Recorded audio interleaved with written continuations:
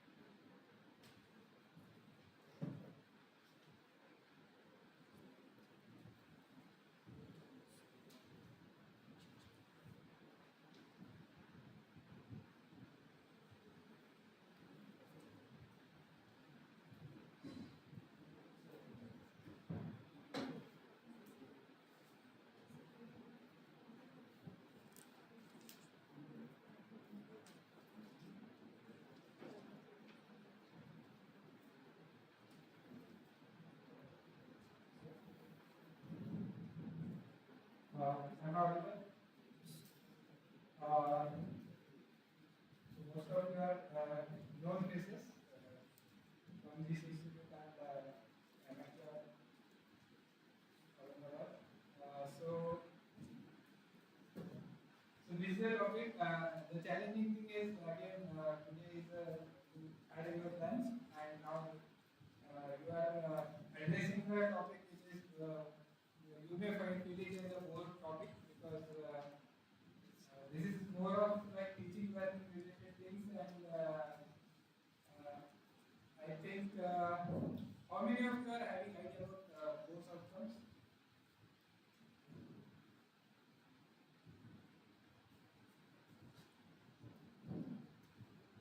And program outcomes?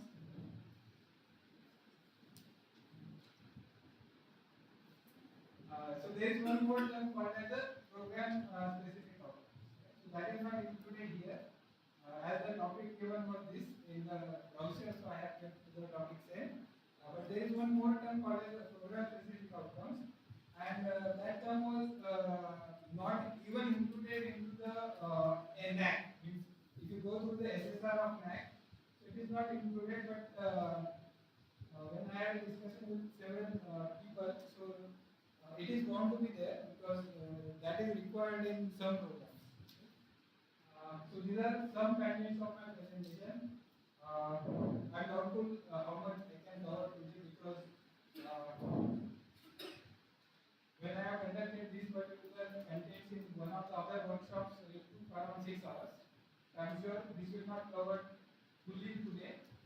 Some part we will cover because understanding is more important than because the objective of this particular topic is you have to attain the things, right? So in that regard, I will not be too fast. So first of all, we try to cover the things, we will understand the things because these things are very very important, irrespective of your discipline, irrespective of your faculty, right? So outcome-based model, general philosophy, and then we have framing of all, then attainment part, and then attainment of flow and yes.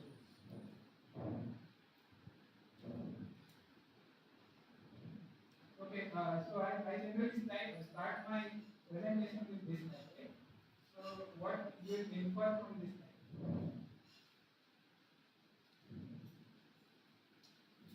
So one exam is going on here, okay?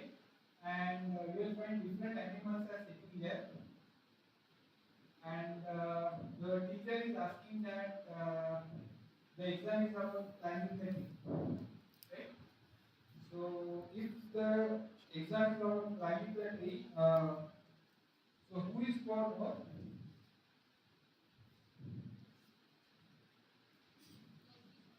Monkey, right? What about others?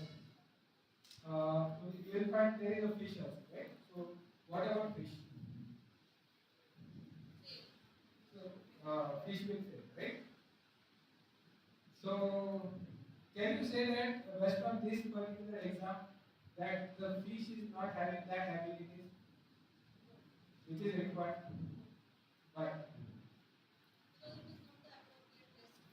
Okay, the same thing is happening with the exam system that we are following, right? We are not looking what type of students we have.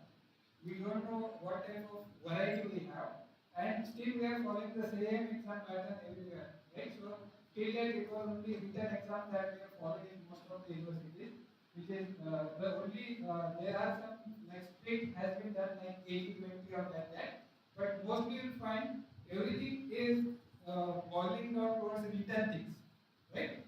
So most of you will agree that everything is you have to write something in the exam, you have to mug up, you have to recall it, and then you have to write, right? So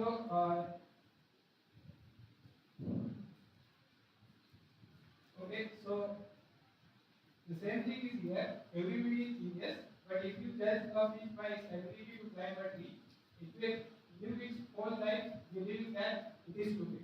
And the same thing may happen with the students, right? So we take the students different types of assessments, evaluation, and based on that number of times it happens that the student may think that if he or she fell into that course throughout the 4 years of his or her journey, he or she feels that if I am not a good student, I am a stupid student, right?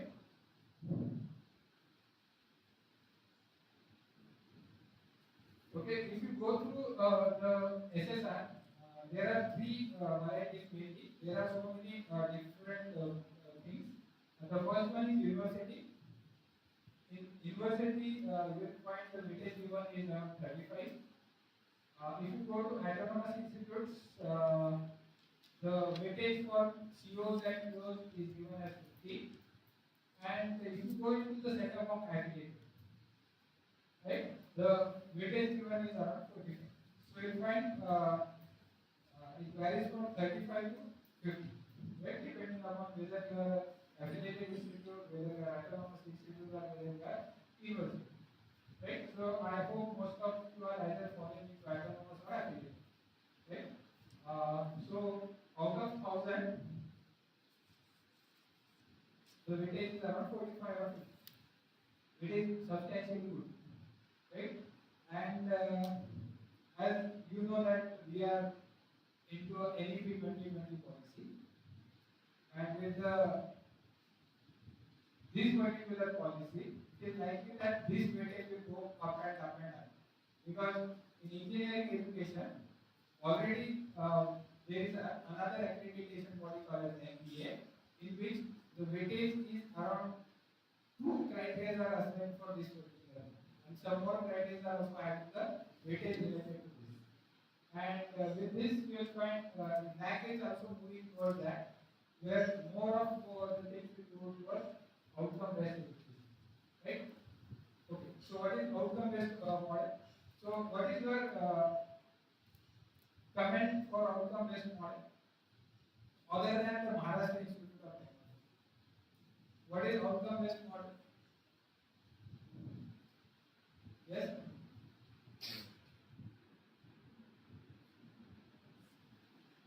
Why the name given as outcome-based? Or do you feel that whatever model that we are following is a outcome-based model, or what model we are following? Yes. Yeah, you can see the. So maybe that's like for a particular subject, what is meant by teaching that subject. Okay. After teaching the subject, one thing. Another thing, maybe it is those of the students after passing out what actually they are doing. Okay, fine. Yeah. So this particular model is focuses on the evaluation of outcomes of the program. So input and output parameters are also to be. This is the first thing. And the most important thing which we need to address is knowledge, skill, and behavior. Graduate is expected to attain upon just completion of a program and after 3 years, 4 years of the graduation. So, what is important is previously we had a model in which we are not worried about what the student able to get out of knowledge, skills, and their behavior. But nowadays, when we are talking about outcome-based model, we have to measure how much students will able to attain in terms of knowledge, skill, and behavior. We will discuss about this in detail afterwards. Okay, so another important thing for outcome-based model is the observable, measurable activities of the graduates. Right? We take most of the exams that we have. The students used to get the marks in terms of percentage. Right? So the student gets 80%, 90%. You call some student as a topper who is getting the highest number of marks, right? And if you have placements in your institute, do you find that all the toppers get placed in the reverse order? That the topper number 1 will get the first placement, then topper number 2 gets second, and like that. Why it is not so? Because you are doing the measurement, right? You are in the examination system, you are saying that the student is a topper. Topper means the best student in your entire campus, or the best student in that particular discipline. Then why the best of that student is not getting this?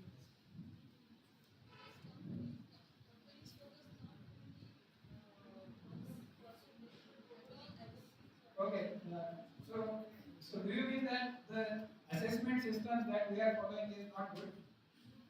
Because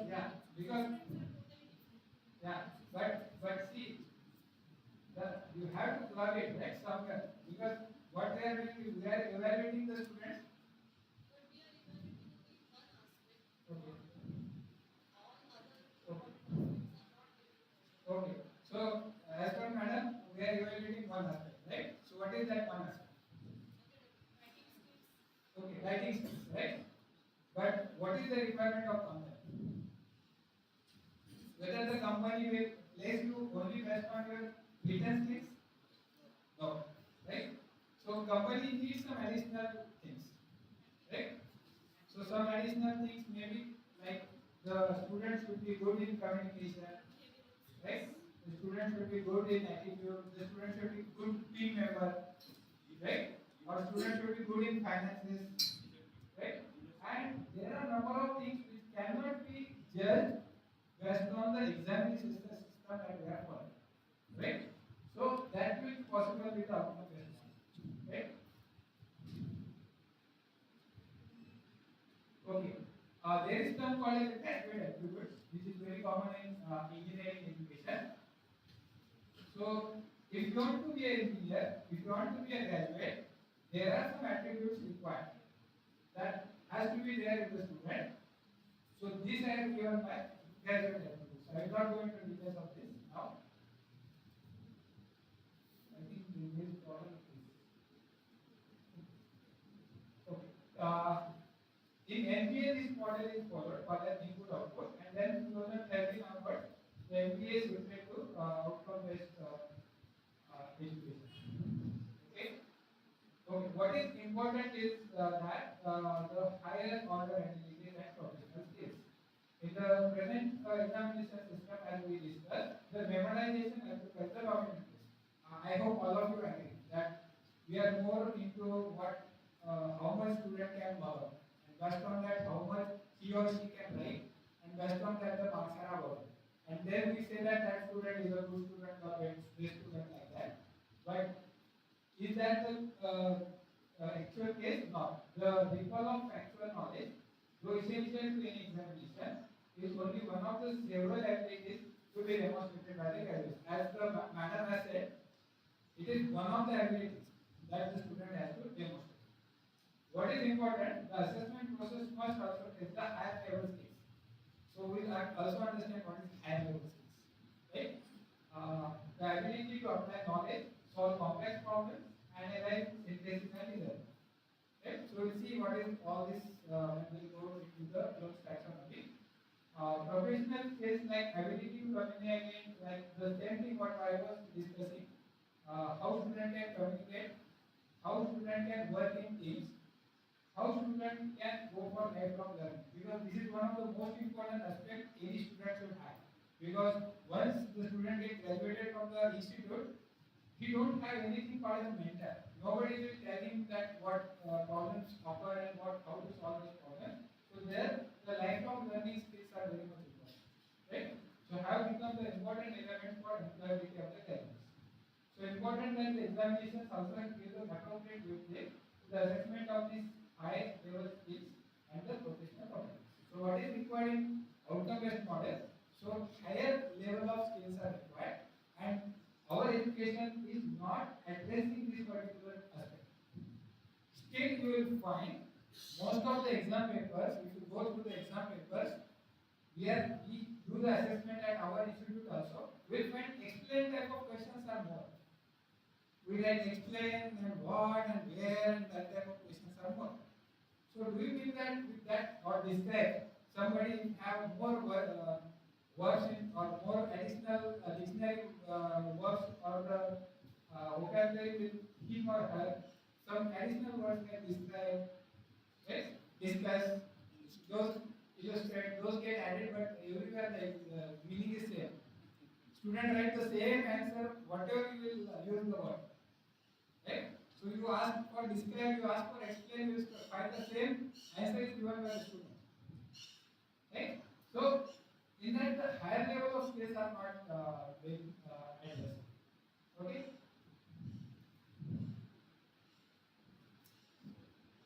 Okay. So there are two concepts called as output and outcome. So tell me what is the difference? Okay. So one model is the output model, one model is the outcome model. Okay. What is the difference?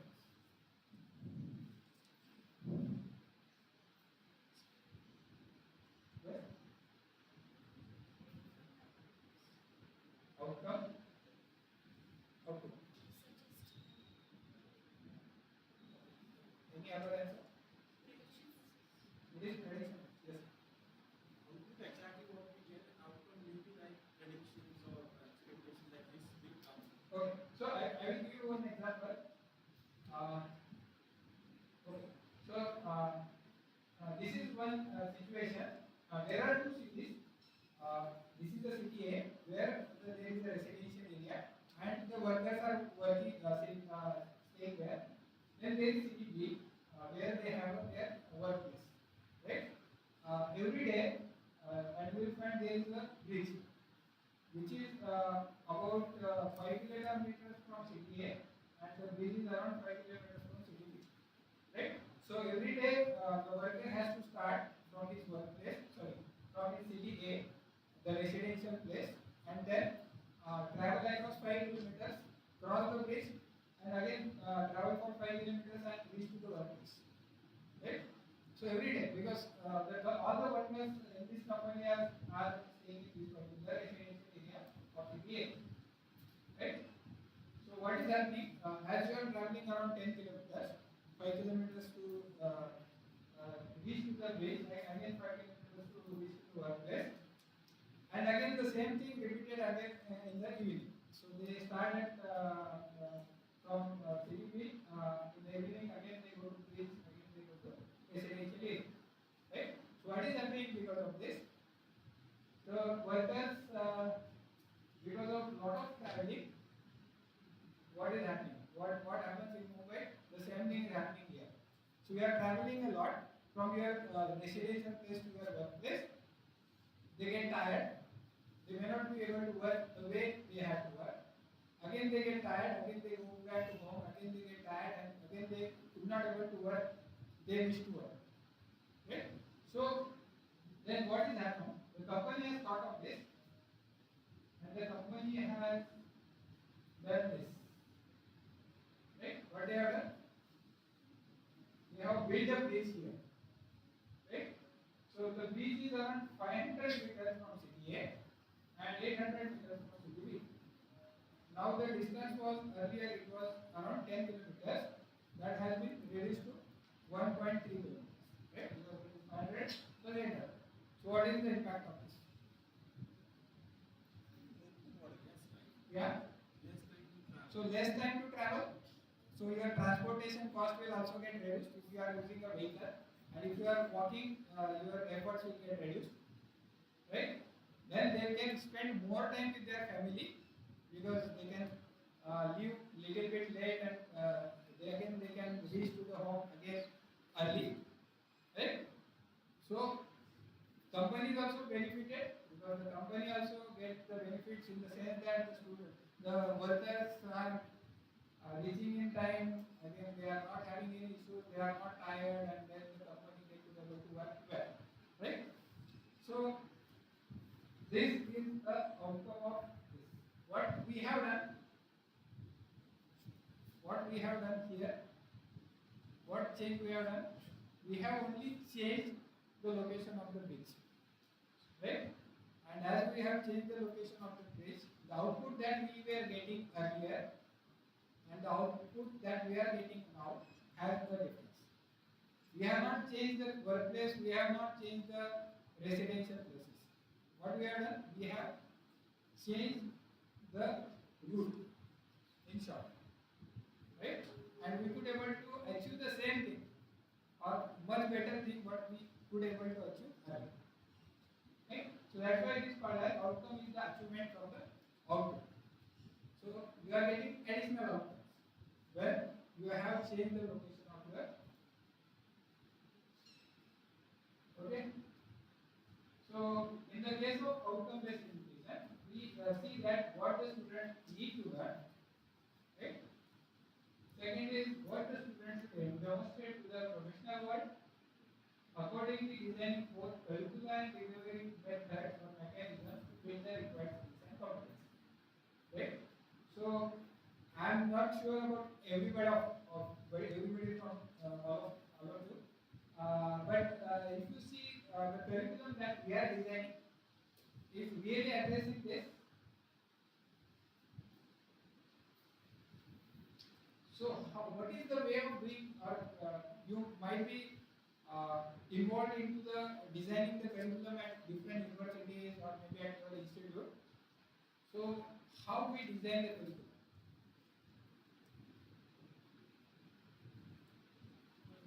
So my answer is mostly we design the curriculum based on what the teacher wants. Is it a wrong answer or is it correct answer? Right? Yes, Bhalkikar. Or if you feel that this is wrong, you can tell me the correct answer. Yes? But whether the university follows the same thing number of times, and you see the curriculum, what was there in 2000 and and then you see the curriculum of 2020 and see how much changes. There may be changes in the computer related curriculum, but see the changes into the curriculum. Like for example, Bhalkikar sir is teaching metrology and quality control. So he can compare the curriculum that was offered in 2000 and then the curriculum which is offered in 2020 or 21. So you'll find most of the things are common. Right? So what is missing is this thing. Right? So what skills are required, what competencies are required is not at all taken care of. Right? So in outcome-based education, we are not designing the curriculum and then thinking about what the students will achieve. What is expected in outcome-based education is we have to first of all decide what skill sets are required. For example, if your student is getting placed into some software company, right? So tell me what skill sets are required today. So what skill sets are required? Coding skill. Yeah. Technical knowledge. Okay, technical knowledge. Coding skill. Coding skill. Right? But I will say now the coding skill is also not required. Is it required now? It is not required. Coding skill is not required today. Why? Because of the AI tools. But even to understand that sir code, what is the code created by that chat GPT? You have to know See, the knowledge. understanding is a different thing and creating the code is a different thing. Right? Creating the code is a different thing and understanding the code is a different thing. Right? So what is required today now? What skill set is required? Prompt engineering. Smartness required, and the most important skill set which is required in computers is the problem solving. Right? So few days back, one company HR visited our campus. So they are coming here in Chandra MIDC, and they were asking during discussion they were asking me, we want more number of students, and when we asked what skill sets are required, they told us that we don't need the students who are good in coding. Right? So because the company is using the AI tools for building the codes, so they don't want the students who are good in coding, and they want the students who are good in problem solving. They want the students who are good in other communication languages. So understand these things, and if you design a syllabus, for example, the syllabus of say computer engineering, which is having say 60% of the courses related to coding, right? And there is not a single course which is having or which is addressing the problem solving related skill sets. So will the student will get placed? It will not, right? And in the today's dynamic era, we need to understand that what skill sets are required day by day, because the things are changing. The skill sets which were required 10 years back, the skill sets which were required 20 years back are not same what is required today. Even in computer engineering, what is the coding language? There are some requirements of coding, but the language which you require today may not be the same which is required 2 years back. Right? So in that case, what important ability is required? The lifelong learning. The lifelong learning means if you could able to learn one coding language, the student should be able to learn another coding language on its own. There is no need of like teaching that particular course. So lifelong learning is one of the most important abilities. Okay, different levels of outcomes are there. So first level is program outcomes, right? So these are the statements that describe what the students graduating from any educational program should able to do. What is required is should able to do at the end of the graduation. At the end of the graduation means if you are offering 3-year program, what the student should able to do at the end of 3 years. If you are offering 4 years, what student should be able to do at the end of 4 years. Okay. So and there is one more terminology used called the program listening outcomes. Why this particular terminology is used? Because these POs are independent of the program. Independent of the program is if I will take the example of engineering, the PO of computer engineering, PO of mechanical engineering, PO of civil engineering are same, right? But if you want what skill sets are required as a BTech in mechanical engineer or BTech in computer engineer, so that will be different ones, right? Because POs only define what engineer should be. This defines what BTech in mechanical engineer should be, right? So this difference we need to understand whenever we are dealing with the outcomes. Okay, and how this can be achieved? So this can be achieved through different courses, because your program has 30, 40, 50 number of courses depending upon your type of program that you are offering. So these are the statements which describe that what the student should be able to do at the end of the course, right? So now what is important? So you have 10, 12 program outcomes at the end of the graduation, and that is achieved through course outcomes, right? So different courses.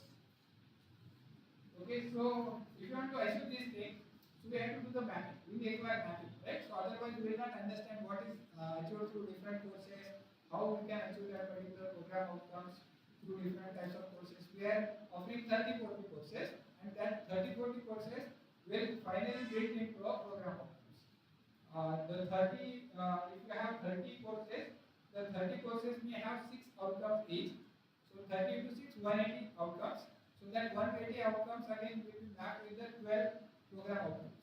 So likewise, the mapping has to be done. Otherwise, we will not able to understand how the outcomes are we are able to achieve. Okay, so this is the general philosophy. Every institute has a vision, mission, objectives, because institute write something called as a vision, right? Write something as a mission, write something as objectives. You might have seen. I am very much sure that we could not able to remember what is the vision and those things most of the times. We only see it into the websites. We see those things into the most of the browsers that we print at our institute, but we don't know what for this particular thing is there, right? So what is vision?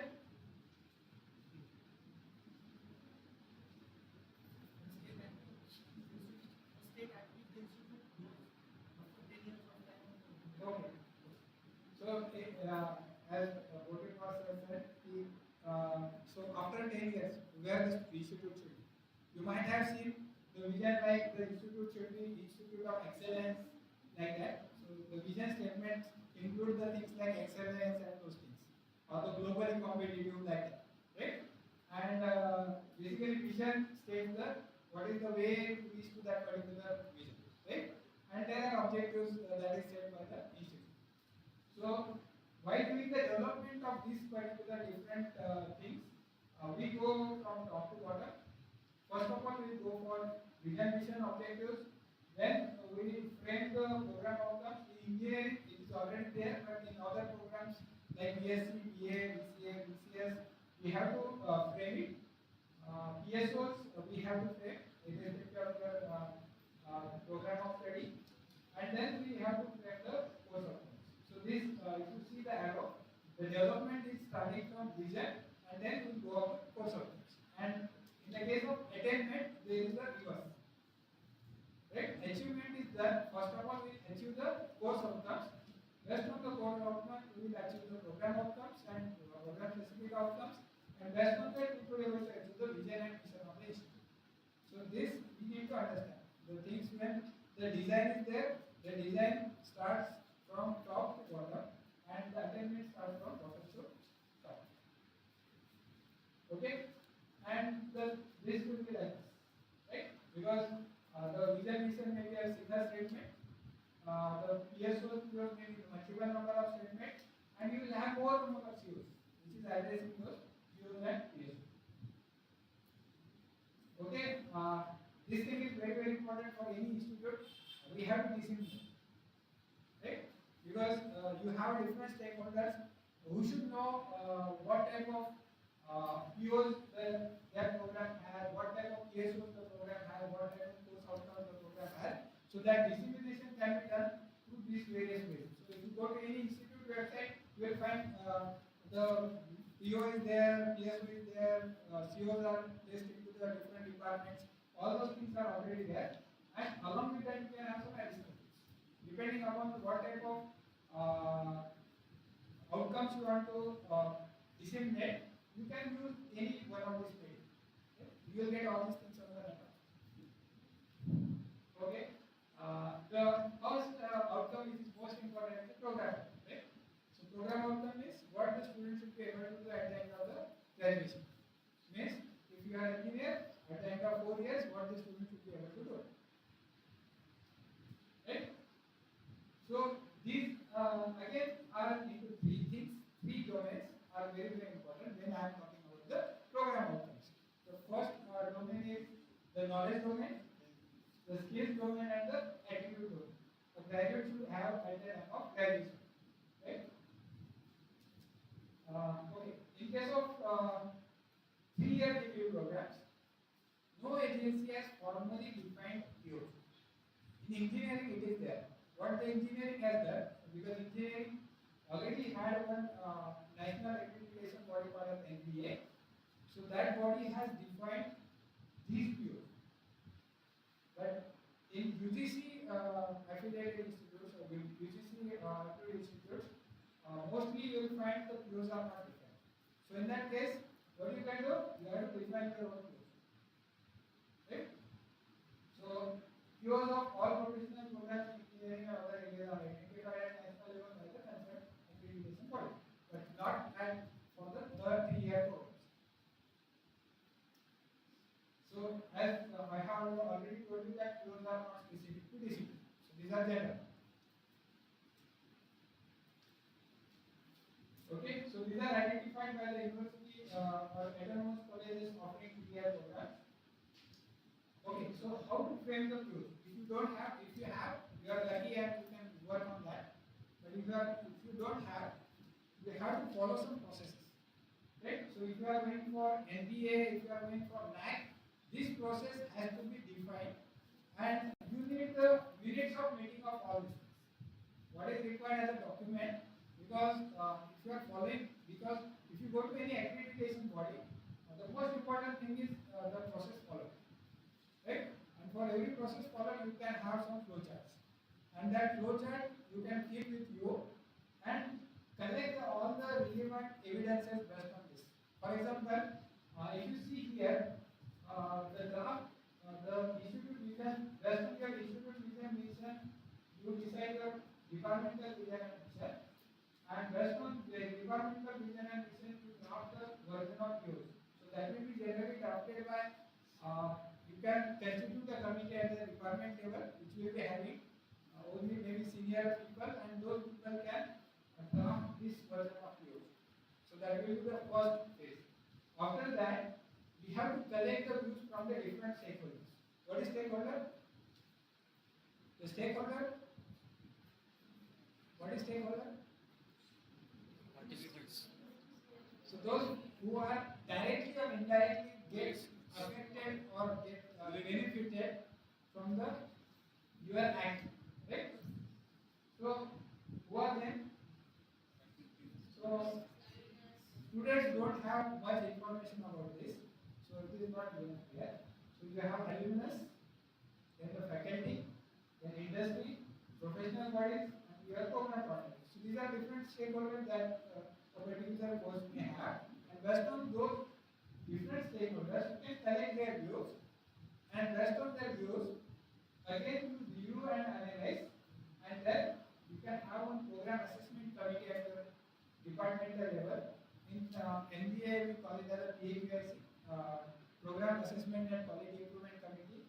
But number of times I use a Program Assessment Committee, and then you accept it in a body called as a Departmental Advisory Board. I hope all institutes are having this Departmental Advisory Board because that is required. And then you can freeze the view. Once you freeze the views, the next thing starts. Right? Why? Framing these particular views, whatever the process you are following is very, very important. And you need the minutes of meeting of all this.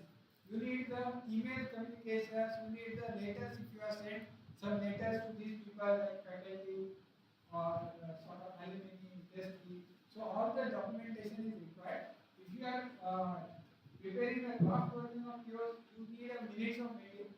You might have done the brainstorming with the different senior faculty in the department. So those things are required. For review and analysis, again you need to go with minutes of meeting, and then you have to keep that records with you all the time. And then the acceptance procedure is also required, and then finally you come up with the phrase. So you need again the minutes of meeting of departmental as well. So everywhere, what is important? The framing is important, but at the same time, keeping the record of each and everything is also important. Okay. These are some samples. So this is taken from engineering. So the critical thinking, right? So PO1 is talking about the critical thinking. Right? What students should be able to do is the first and the important ability which is required in a student is the critical thinking. So take informed actions after identifying the assumptions that the frame our thinking and actions, taking out the degree to which these assumptions are accurate and valid, and looking at our ideas and decisions from different perspectives. Then you have different things like effective communication, right? So if you are talking about effective communication, what do you understand by effective communication? So answer is clear. Speak straight right and listen clearly first.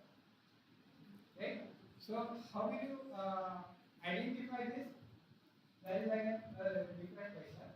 But if your student could able to speak, read, write, and listen clearly person, and to get on in media and English, and in one Indian language, and make meaning of this word by connecting people, ideas, books, media, and technology. So it is a long statement, right? So communication may not be always in English.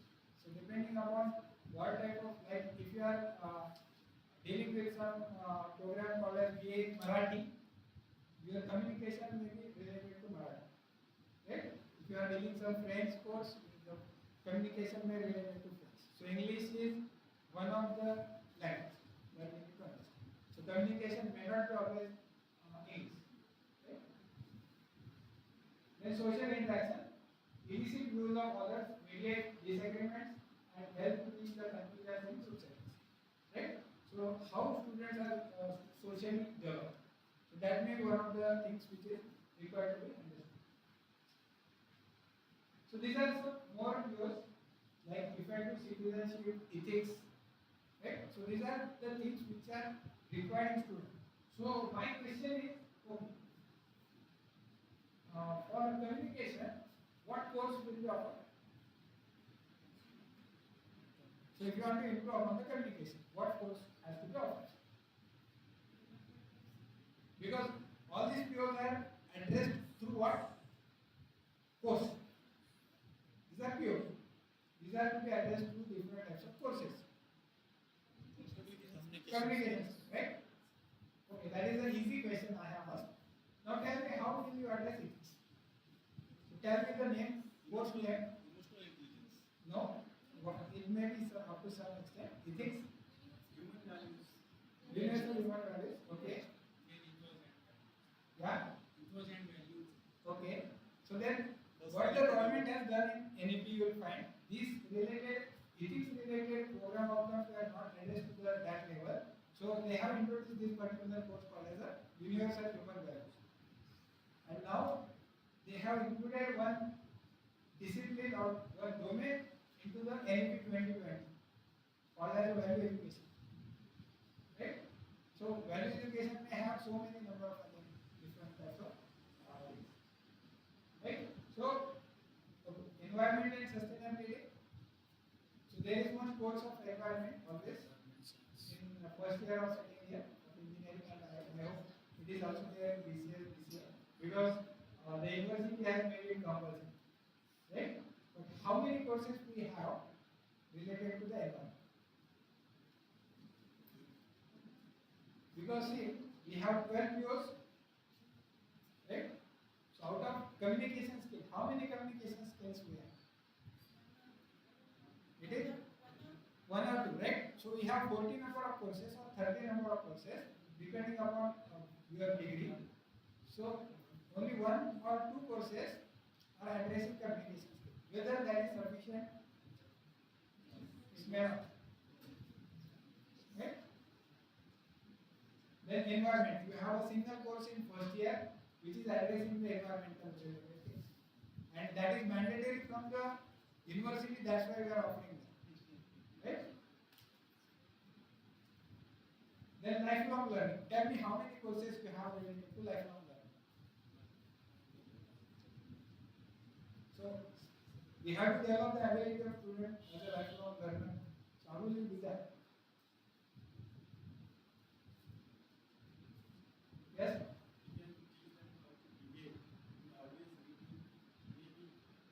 But the student have, see, what is lifelong learning as per you? Your definition? You have to? Okay. Learning how to learn. So, can you tell me, the project is one of the lifelong learning experience, right? So, if you give some projects to the students, and student will be able to do it in teams, the student will be able to get the lifelong learning. So, likewise, again, the course is not linked. Okay, so these are some Bachelor of Science course, BSc course, like introduce the fundamentals of science education to engage the student knowledge, to develop interdisciplinary approach, and then inculcate the sense of scientific responsibility, motivate the students to contribute in the development of nation. So this is one. These are the CEOs which I have taken from the internet, from some of the institutes which have developed. If you see engineering, you will find 12 POs. In other courses, it is not mandatory how many you should have. So you can have 6, 7, 8. So you have so this is Bachelor of Commerce. Okay, so what if you read it to build the conceptual foundation and application skills in the area of accountancy, finance, management, research, and hiring. So you find all the skill sets which are required to be as a BCom or a graduate. So that is written there. So if you see that, these are for arts. I am not going to details because I am not going to. Okay. The second thing is program specific outcomes. Program outcomes are specific, not specific to any discipline, but program specific outcomes are specific to a particular program. So PSOs characterize a specific of the course. For example, BSc is a course. So what the BSc will have?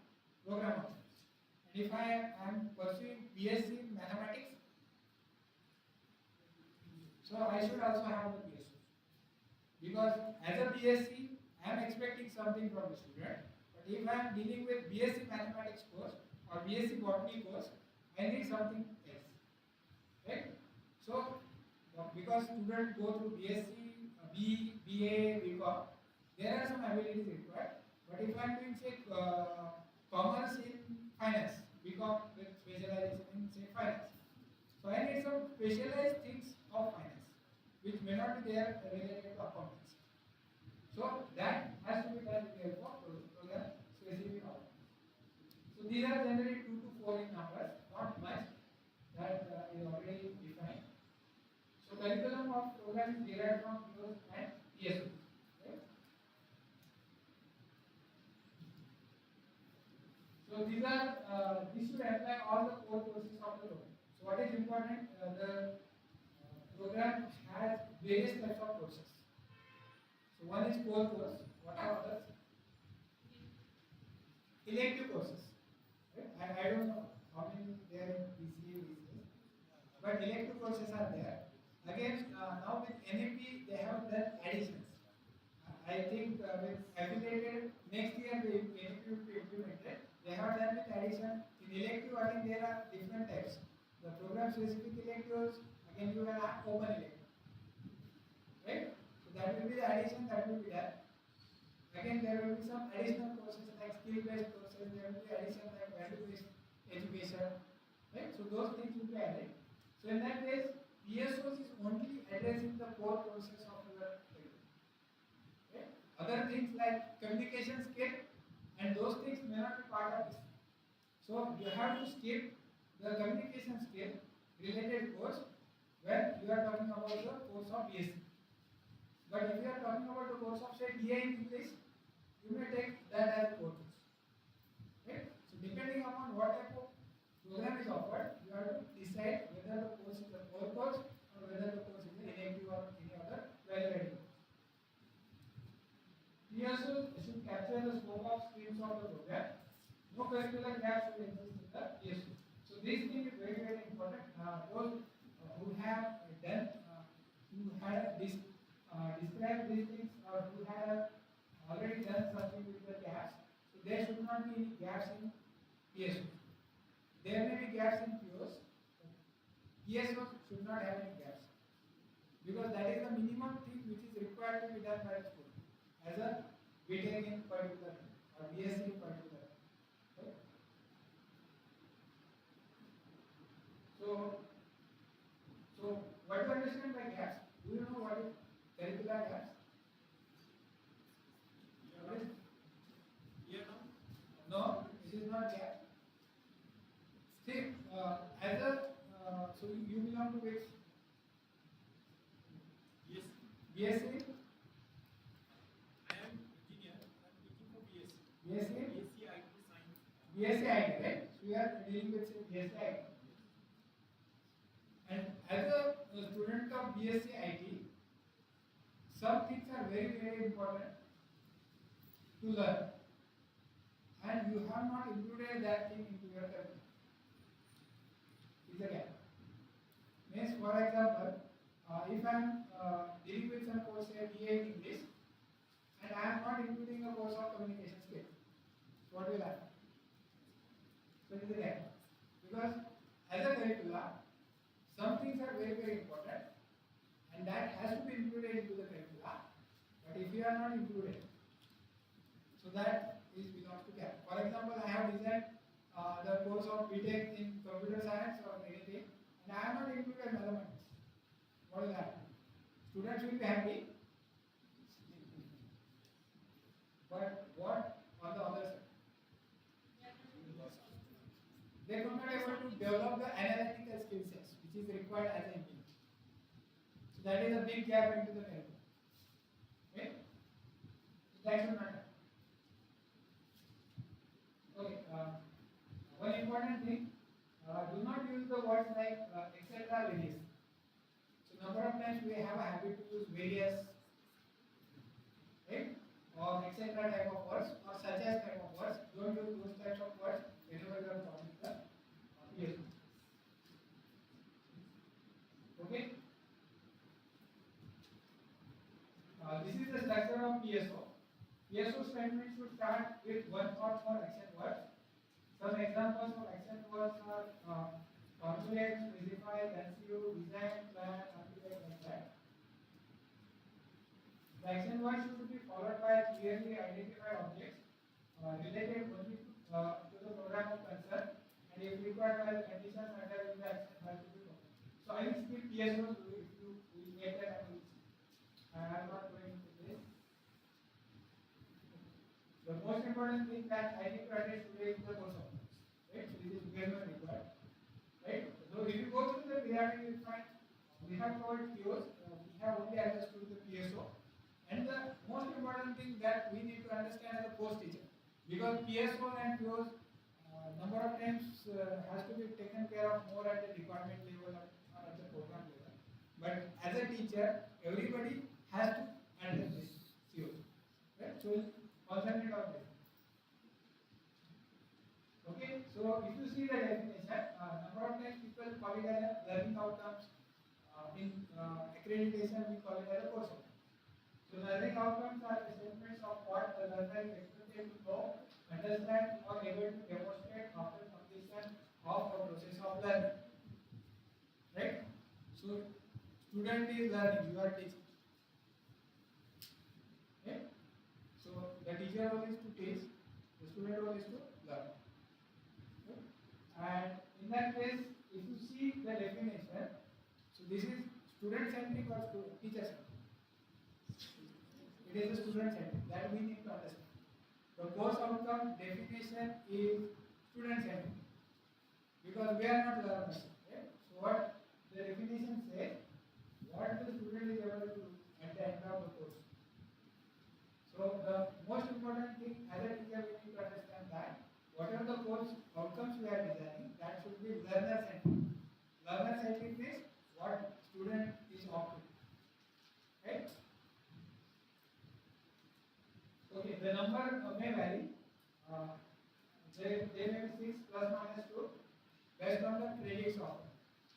So if you are having a 2 credit course, you may go for 4.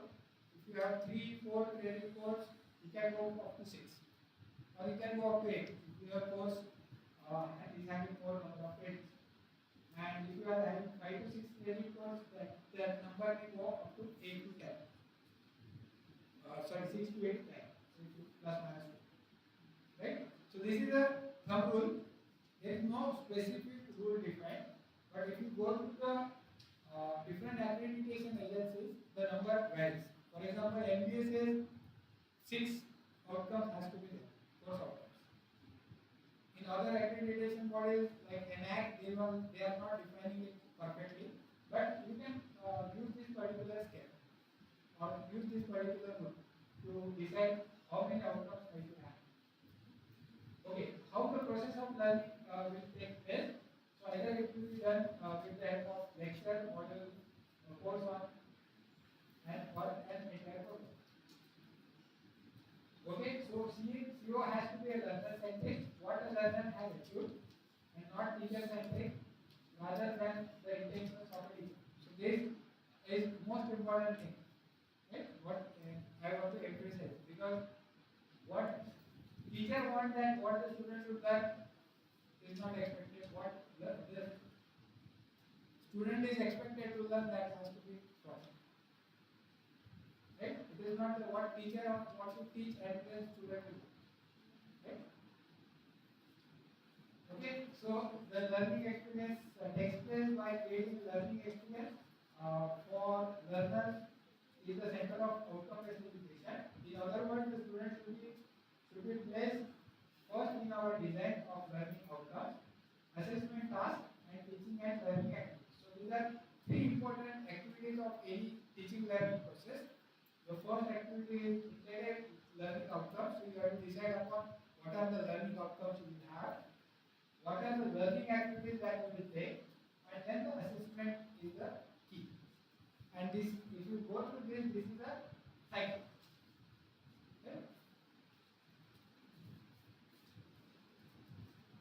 Okay, the course outcome addresses a subset of POs and PSOs. So your single course, so I have gone through number of COs and those things. You will find as the number of COs are 6. So can you address all 12 POs through COs?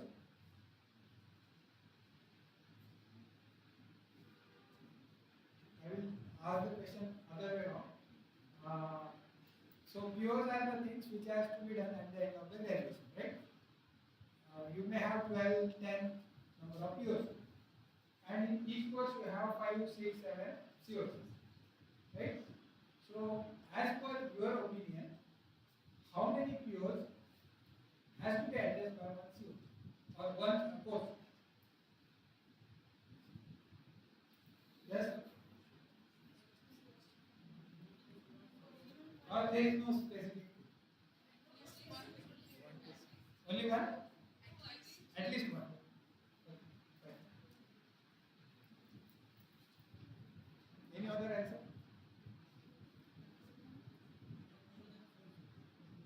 Not more than 4. Is there upper and lower limit? For example, if I am dealing with a course for say project, so can you say that after 4 you have to break, and or you have to change the curricula in a such a way that it should not exceed 4? Yes? Okay. So there is no as such any guidelines. So depending on your course, you have to see that how much program outcomes it has. Okay? But at least one may be the answer, because If it is not addressing your program outcome, then there is no point in designing that course. And it happens. I have seen some of the course outcomes which are not addressing a single PO. Right? So we need to take care of that. So outcomes of courses and instructional units can be more conveniently written if there is a well accepted taxonomy of learning. Right? So now I want to do that. Right? So I want to write it down. What are my course outcomes? So to write down the course outcomes is not a judgmental. You need to follow some process. So how to write course outcomes is the most important thing in entire journey of learning. Right? So for that we have to see that how we can do that with the help of taxonomy of learning. Right? So what is taxonomy of learning? Yes? Okay. So suppose you want to teach something, what is most important thing as a teacher? Understanding. Yes? By the student. So? Understanding by the student. Okay. Okay. Again? Transferring ideas. Transferring concepts and ideas. Okay. Again, anything important? Raise the curiosity. Okay. Any other answer? From the backbenchers? Student should go at application level. Okay, fine. So that is higher level, right? Yes, any other answer?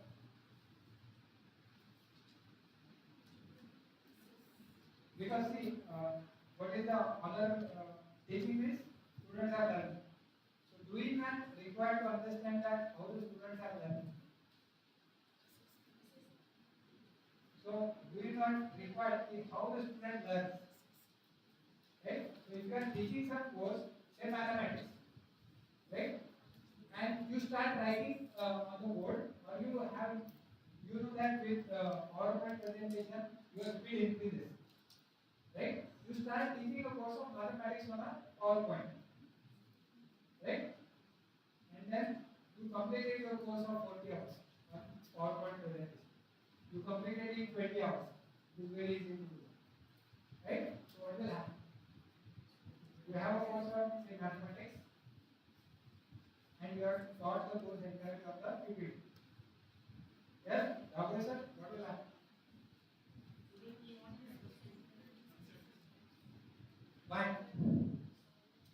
So other course like if I have a course of say industrial management, I will use the PowerPoint and I will teach. So what is the difference? Why mathematics cannot be taught on PowerPoint? Or we can taught. There are courses like engineering drawings.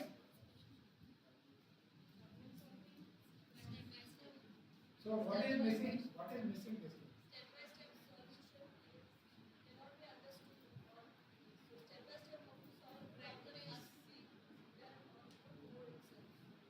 Okay, so I have replaced my PowerPoint with board. I have started writing it, right, on a board, and then I have completed my syllabus again in 20 minutes. Okay, so what is required then? Yes? Interaction with the students. So you need to have some interaction with it. Okay, so means what is required? You need to understand that how the students are learning. So depending upon the learning abilities of the students, like you might have seen that, because in the first class, whenever you enter into the class, what is most important is you need to understand that what is the learning levels of the student, right?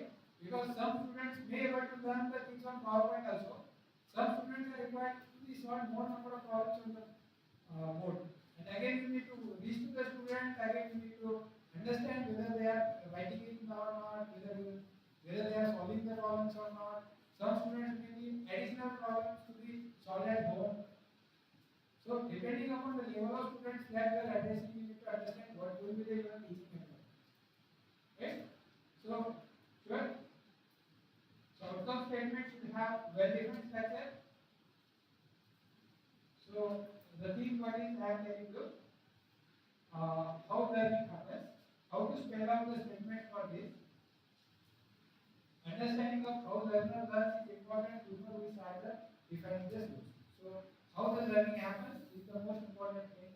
So as per psychologists and educationalists, there are some psychologists, educationalists which have worked on this, like Bloom's, Dale, Simpson are few of them.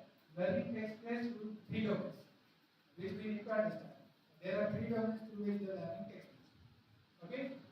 These domains are the number one is knowledge domain, popularly known as cognitive, in which what do you want your graduates to know and think. So this will be addressed through cognitive domain. You have a second domain called as affective domain, or we call it as attitude also. So what do you want your graduates to care about? It will be the second domain that we need to understand. And the third domain is the most important domain is psychomotor domain, or called as skills or behavioral domain. Now with NEP, this domain will be given more emphasis. Our most of the teaching learning, traditional teaching learning process is emphasizing on cognitive domain. Cognitive means we are delivering something as a knowledge. Only that much is more focused. And we are expecting that the student should write a good answers into the final end semester examination. So we are addressing this cognitive. But what is missing in most of the places is the affective domain and the psychomotor. Right? So what do you want your student graduates to be able to do? So that will be addressed to psychomotor. So that has to be done with the help of. Okay? So first domain is the cognitive domain. So this is defined by Bloom's. So the learning associated with brain goes through 6 hierarchical levels, closely related with higher and higher levels of thinking process. Each level depends upon the student's ability at that level and level below it. In learning process, the teacher should provoke the students to think and facilitate them to move into higher order of stages like probability and play. So there are 6 different levels in Bloom's taxonomy for the cognitive domain. Right? And in that cognitive domain, generally we start with the lower level and we are expecting the students to reach to the highest level. Okay? Okay, so this was the original term which was mentioned by Bloom's, and again it was revised to work. So now we will find that the cognitive domain has the works. So the lowest level of cognitive domain is remembering. Right? The first thing which is required is remembering, and then after that the second level is understanding. If the student is having the level of understanding, that does mean student also has achieved the level of remembering. Like if I am in 10th, that does mean I have completed my 9th. So when I am saying that I am at 10th, so it is expected that I have completed 9th. Right? So similar to that, if the student is at the applying level, that does mean student already have achieved the level of understanding and remembering. Right? And what is expected is creating. So give me an example of creation. So what are the ups and those things? So that addresses creation. Means if something is created by the student, so that addresses the creation. In projects, this level can be achieved. Student of literature, suppose write a poem. It's a creation. Yeah, it's creation. So creating something new which is not existing in the existence. So that you can call it the creation. So depending upon your domain, you can have your own creations. Right? For example, if you are say a botany student and you want with something new, you can be called as a creation. Right? So likewise, depending upon what type of discipline you are into, your levels are different. And generally, if you go into our assessment systems, you will see that also. So you start with remembering. So the minimum thing which is required is remember. The student should be able to remember the things. And mostly we are addressing after this. Understanding. Remembering and understanding. Right? We are not going about this. Okay. So when I am talking about higher order, I have talked not many times about higher order, right? So in my presentation, so when you say lower order, these are remembering, understanding, and applying. When I am talking about higher order, when the student will able to do analyze, evaluating, and creation, so those are called as higher level order skills. Right? Irrespective of branch of study, these are called as higher level skills. So generally students mostly, or rather we also, more focusing only up to lower order skills. Right?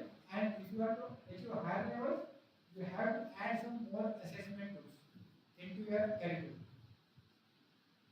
Okay? So if you prove how the assessment is done, right? These first three, remembering, understanding, applying, and up to some extent analyzing, is addressed to your continuous internal evaluation and semester end examinations, in the final examination. Right? So, and if you want to get into some higher level, so how you can do it? You can do it through course projects, mini projects, minor projects, and personal projects. Right? So this is very, very important while designing the curriculum. So it is not at all possible to achieve the evaluating level or creation level during your examinations. Our teacher does it by assigning it as a creation level. Right? But creation and those things cannot be achieved when we are dealing with the fixed hour examinations.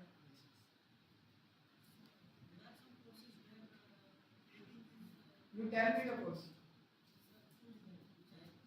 So do you think that the student is creating something new, which is he is just using the existing tools or existing different location and these devices, and he is building something.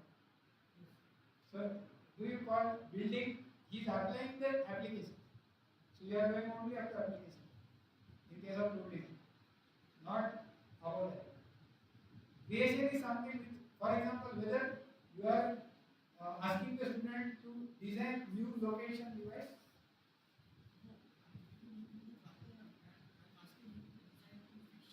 So means you are applying that.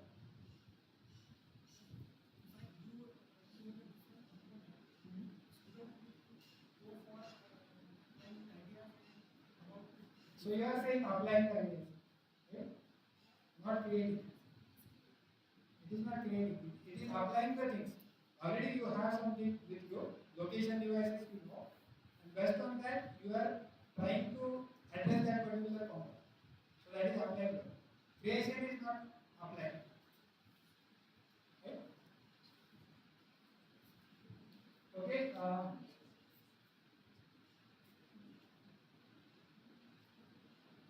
Okay. For example, in computers, yeah. On the last slide, can you please elaborate what exactly creation means? Like, I do agree with sir, like what the knowledge we impart to the students. By applying that, they will come up with some new ideas in such projects. So what do you do in the projects? They do apply what knowledge they get in 3 years or 4 years.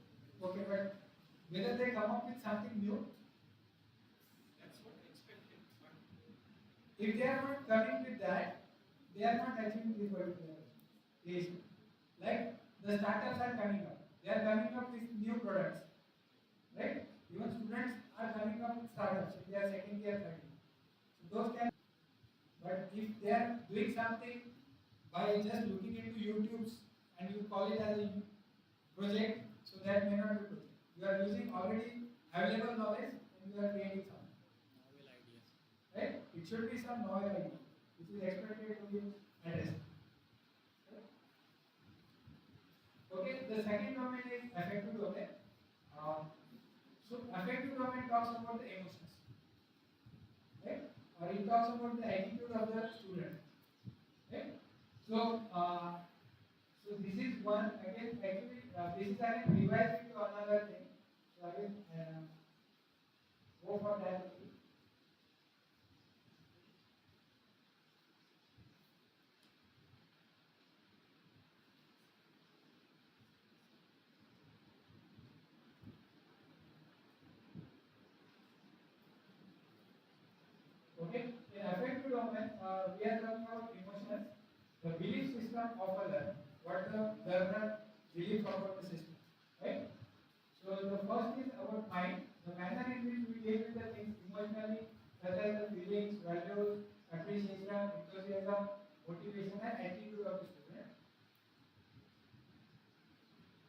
are the levels.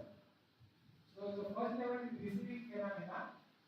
For example, here we have 50 number of participants. Out of that, how many of them are willingness to be here? Right? So playing with their mobiles. Some students are, because in the class we cannot go outside, so they will do something else. They will do the chit chat. Right? So the first thing is, which is most important thing, is willingness to hear. Again, the same thing happens here. If you want to go to the higher level, if you want to wish to go to higher level, you have to achieve the lower levels. Right? And if you are not achieving this level also, then your score is 0. Okay? Second phenomenon is responding to the phenomenon, like willingness to respond or active learning. For example, if I will ask a question, you might have observed, unless I will take the name. In other conditions, you will find 4 to 5 people only respond. Right? So that is the second level. Right? So willingness to respond and active learning. So that is called as active learning. Right? Then valuing. Right? So value attached to a person to a particular object, phenomena given. So it is ranges from acceptance to 30. So if you are adding some value with what you are learning, that is called as value. Then organizing, values into priorities and creating a unique value system. So if you could able to do a great organization of what you have learned, so that is called as value. And the last thing which is important is internal values which control the behavior characterized of a learner. So these are the things which we need to understand as a learner, because whatever you are doing, whether you are at this level, willingness to hear, or you are at this level. This may not be visible. These are some examples. Okay, receiving, for example, at the end of the women's studies program, students will listen attentively to alternate views of one select issue. So that may be the lowest level. And the last level may be characterization by a value complex. By end of the counseling program, students will be able to objectively interpret the evidence presented by the client during the therapy session. So likewise, you can have so many examples. Okay, third domain is a psychomotor domain. Right? So this is the most important domain of learning. So how will you achieve psychomotor domain? So this is learning by doing. Right? So where you can achieve this? In practicals. Right? And if you are performing the practicals individually, then only it is possible. Otherwise, it is very difficult. If you are doing some experiments in group, and out of say 5 students, only 1 is doing, the student will not able to do. Right? So this is the best example of psychomotor skill required is learning a vehicle. Right? So if any one of you are joined the learning class of learning a car, you might have seen that there are 4 people. Generally, there is one trainer, the other people are sitting in the car. Right? So on first day, as soon as you go to that particular people or that person, what he will do? He will ask you to sit at the back. Right? The one person will sit on the steering wheel, and the trainer will sit just beside the trainer. And what the trainer will tell you, just observe how the person is driving. Or is it happen that as soon as you enter into the school, he or she will ask you and sit on the driving seat? No, right? So generally they will have a round in which they will ask you that first of all observe, right? So that observe will be the first thing, which is most important. What to observe? You have to observe that how the driving has to be done. For driving, what are the skill sets required?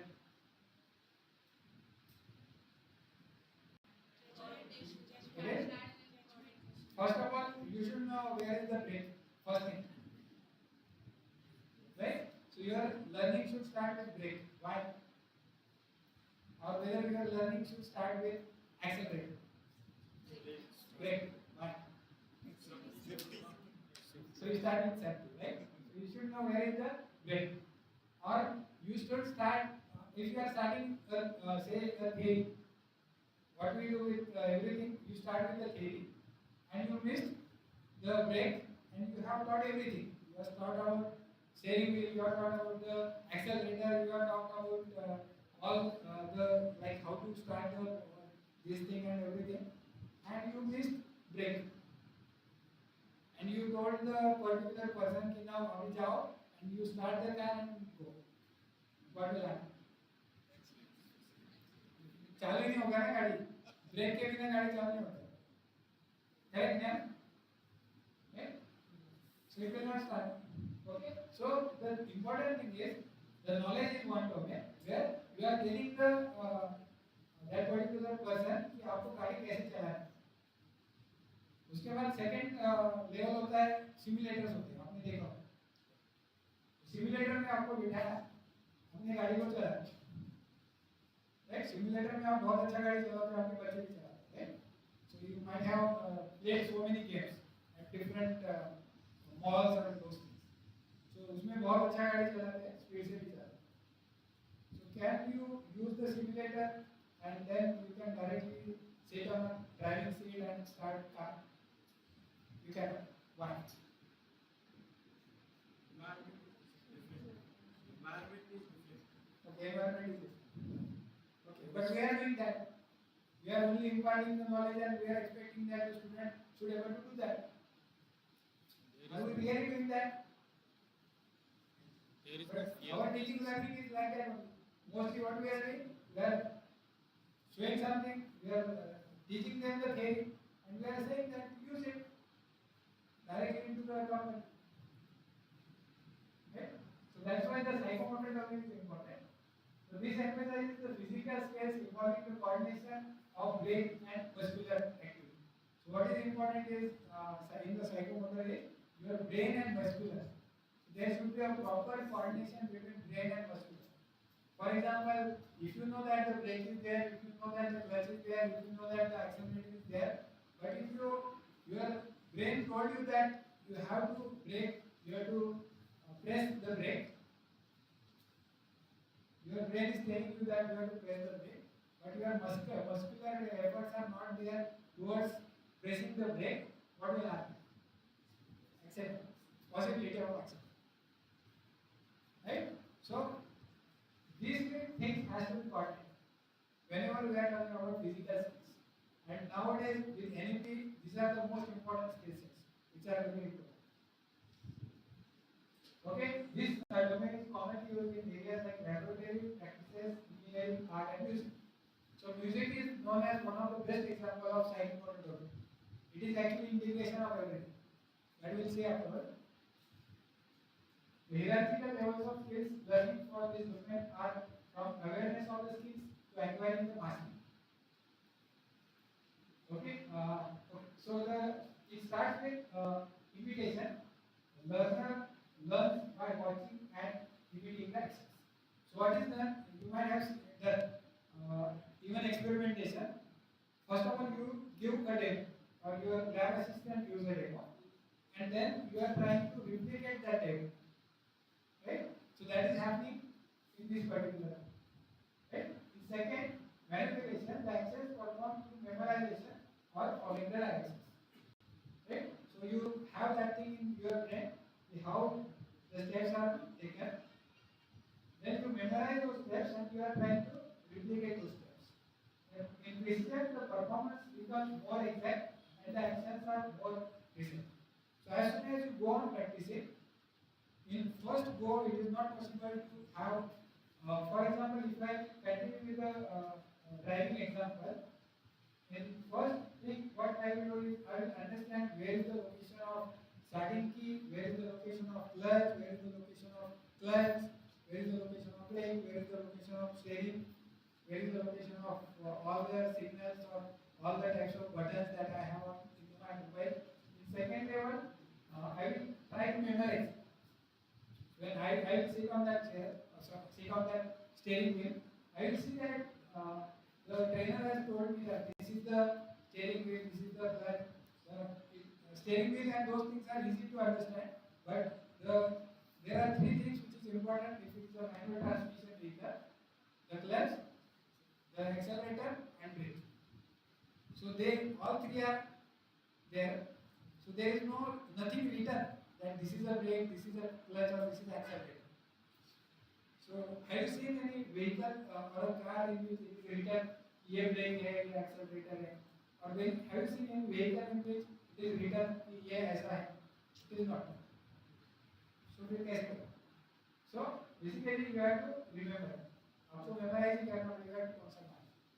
Then your performance becomes more exact as soon as you do the practice. You start practicing. First of all time when आप जब first time इसको करते हैं तो आपको याद करना पड़ता है कि मुझे अगर ब्रेक चेंज करना है. So when you might have started driving your vehicle initially, आपको पता चलता था कि आप कौन सा नंबर का गियर में है, right? So you know that now I am in the first, now I am in the second, now I am in the third.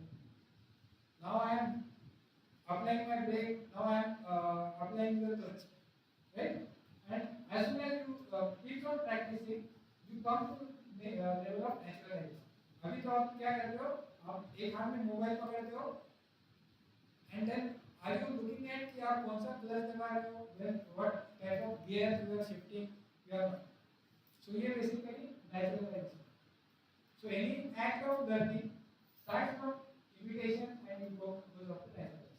तो आपका स्टूडेंट भी जो भी कोर्स पढ़ रहा है, फॉर एग्जांपल प्रोग्रामिंग, तो प्रोग्रामिंग में स्टार्ट में क्या होता है, यू एक्सप्लेन कि कौन सा प्रोग्राम्स है, उसकी सिंटैक्स क्या है, राइट?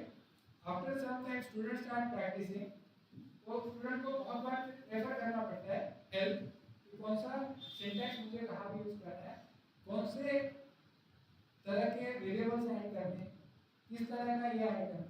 और आप एक पर्टिकुलर टाइम के बाद देखो स्टूडेंट को प्रॉब्लम दो, student will start writing the code. He और she will not ask you कि कहाँ से स्टार्ट करना है, कहाँ पे, right? That is the stage where you go about naturalization. As soon as you get expertise in that, right?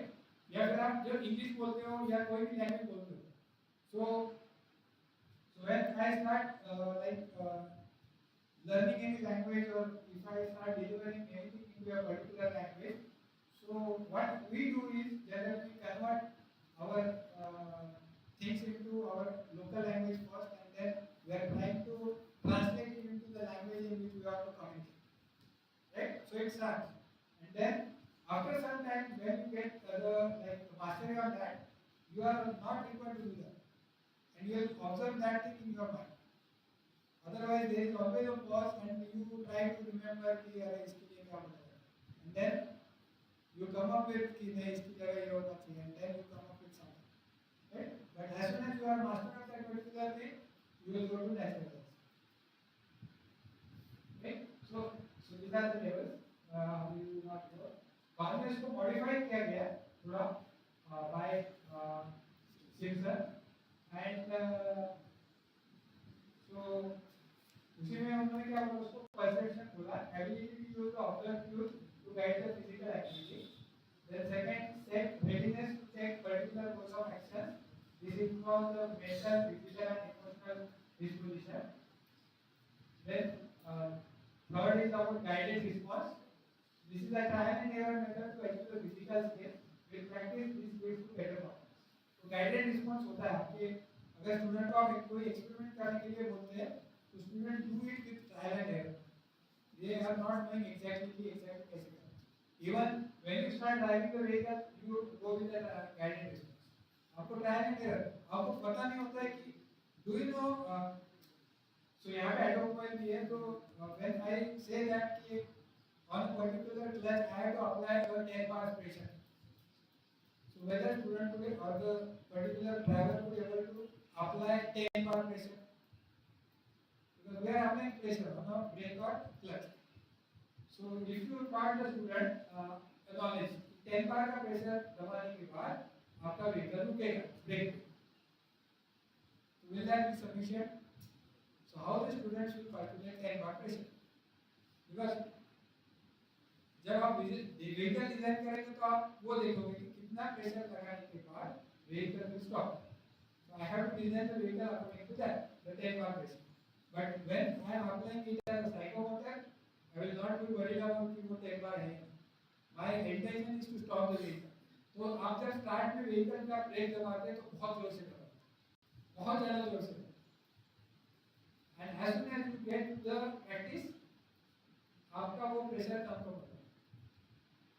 आप ये भी देखो, आप जब गाड़ी नया चलाना चालू करते हो तो आपके ब्रेक पैडल और वो जल्दी खराब हो जाता है क्योंकि आपका प्रेशर बहुत ज़्यादा होता है। And because you are into driving there, you are not sure कि कितना प्रेशर होता है।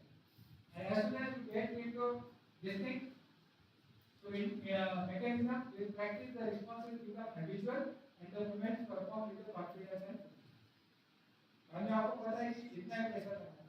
The same thing happens when we buy a new vehicle. आप पहली बार जब उसका दरवाजा खोलते बंद करते हैं तो पहले व्हीकल्स में ऐसा था कि जोर से बंद करना पड़ता था to close the gate, but अभी आप व्हीकल्स ऐसे कि just push it वो क्लोज हो जाता है। लेकिन जिनको दूसरे व्हीकल से आपके व्हीकल में आते हैं तो ये ऑब्जर्व, जिनको दूसरी व्हीकल का आदत है और आपके व्हीकल का है तो वो जोर से पुश करते हैं। तो बेसिकली क्या है, ये मेरे ब्रेन में बैठा है। If I want to close the door, I need to push it hard, right? And we are habitual to it, right? The complex over responses with further practice, the responses become automatic. Proficiency is indicated by accurate. और यही आप देखिए कि जो drivers है by profession उनका नहीं होता। You change the vehicle, you will find some difficulty driving the vehicle for first 10 kilometers. But that is not the case with the drivers. आप उनको कितना भी गाड़ी चेंज करवाओ प्रॉब्लम नहीं, right? Because they have done the mastery.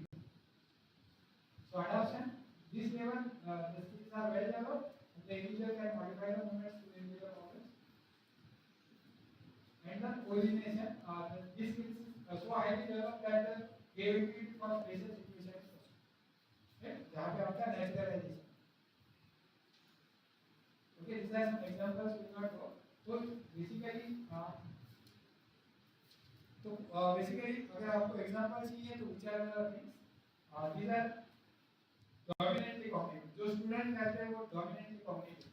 जो study करते हैं books में से, net में से या इसमें से, that we call it as a dominantly cognitive. Second skills है affective, जिसमें आप देखोगे feelings, emotions. Right? So these are some pictures which show the emotions, which you can feel. आपको पता चलता है वो देखिए कि किस तरह का emotions है। यहाँ पे कुछ कोई बात नहीं कर रहा है, but you can understand the emotions. Right? Third हमने है जिसमें dominantly psychomotor लगता है वो है sports. Right? So sports में जो player है उसको उतना ही पता होता है और naturalization करवाता है। तो sports में जो भी स्टूडेंट है उनका जो इम्पोर्टेंट स्किल सेट है वो dominantly psychomotor skills. They are not much worried about the knowledge part of it. मुझे अगर पैर से बॉल मारना है, I am not worried about the how much pressure I should apply. आप किसी भी प्लेयर को पूछिए कि आपने कितना फोर्स लगाया while shooting the ball into the ball air, तो आप can the player answer? Can, right? या किसी तेंदुलकर को आप पूछिए कि आपने कितने स्पीड से बॉल को फेंका, या इवन बॉलर को भी नहीं पता होता कि वो कितनी स्पीड से बॉल फेंकता है, वो तो आपके अभी मशीन से है, वो मशीन बताता है, right? So basically they are more into psychomotor. They are not worried about the knowledge part. They know that I am only throwing a ball which is a fast ball, or I am throwing a ball which is a medium pace, right? So there I am worried more about the domination. और सबसे important skill set है integrated experience, जो बोलते हैं वो music या dance है या ड्रामा है, जिसमें आपको इंटीग्रेटेड इफेक्ट लगता है सारों, music is known as one of the toughest, इसलिए आप न्यू एजुकेशन पॉलिसी में देखोगे तो ये म्यूजिक ऐड है which requires all the domains. You require cognitive, you need knowledge, you need this. आप इनके एक्सप्रेशन देखिए जो आर्ट करते हैं कोई भी, तो बहुत से आर्ट फॉर्म में वो एक्सप्रेशन है, राइट, और साइकोमोटर लगता है बिकॉज वी हैव तो इनको अगर एक इंस्ट्रूमेंट बजाना है तो उनको 4 घंटा प्रैक्टिस करना है, right, so it is a integrated. Okay, the course outcomes which academic policy pyramid capabilities of the student at the conclusion of the course. Defining skills include the capabilities in terms of cognitive, affective and psychomotor domain, so as to cover KSA attributes of graduate. Right? What should be your course outcome? You will cover the SMART here. ये SMART का हर ये important है. Right? So SMART does mean that it should be simple. जो आप बना रहे हो वो इतना कॉम्प्लिकेटेड नहीं चाहिए कि स्टूडेंट को समझ में आए, जो ऑडिटर आते हैं उनको भी समझ में आए, right. Second most important thing is measure. आप जो भी लिख रहे हो उसको मेजर करके आना चाहिए. I should able to measure it, right, क्योंकि आपका कोर्स आउटकम आप कुछ भी लिखो उसको मेजर कैसा करना है, मेजर कैसे करेंगे आप assessment tools. So you should know कौन सा असेसमेंट टूल मुझे यूज करना है और आप उस असेसमेंट टूल से उसको मेजर कैसे करें. Third is achievable, right. तो आप जो भी कोर्स आउटकम बोल रहे हो वो अचीवेबल. आपने अगर क्रिकेट का क्लास चालू किया और आपने बोला कि my course outcome is at the end of the course you should able to play like a Sachin Tendulkar, और आप 2 महीने सिखा रहे हो उसको, तो could it be possible 2 महीने में वो सचिन तेंदुलकर बनेगा? It is difficult to achieve, right? So आपका टारगेट जो भी रहेगा वो ऐसा चाहिए कि वो अचीवेबल चाहिए. या आपने उसको 2 महीने का क्लास सिखाया ड्राइविंग का और आपने बोला उसको कि आपको कन्याकुमारी से जम्मू तक यात्रा करना है immediately after that, so that will be my outcome, right. तो उसके बाद में आपको ट्रेनिंग का सर्टिफिकेट दूंगा कि you have to start your journey from Srinagar, आपको कन्याकुमारी तक जाना है. So if you define your assessment in terms of that तो वो अचीवेबल, वो आपका लिए रेसिपी थी, राइट. सो आपको पता चाहिए कि आप भी तो आपका कोर्स और उसका जो अचीवमेंट आप करना है वो रियलिस्टिक रहेगा, राइट. देन टाइम आउट चाहिए क्योंकि उसको एक पर्टिकुलर टाइम में वो करना है.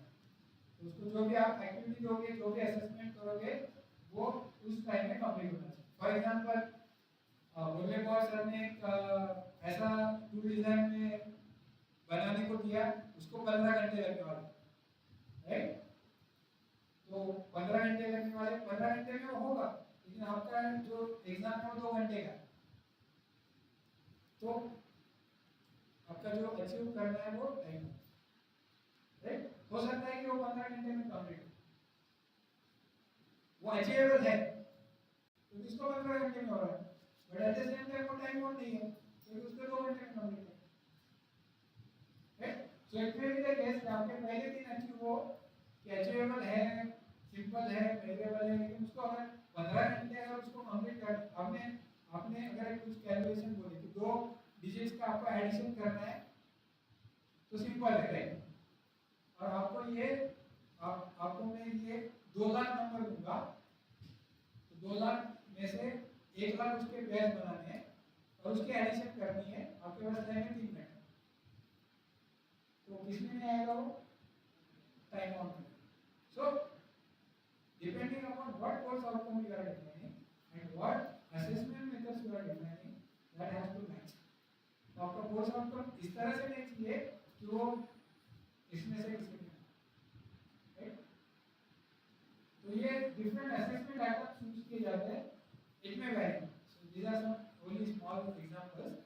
either it will be through like short responses, written responses, essays, assignment problems, simulations, laboratory experiments, projects, paper, reports, presentations, etc.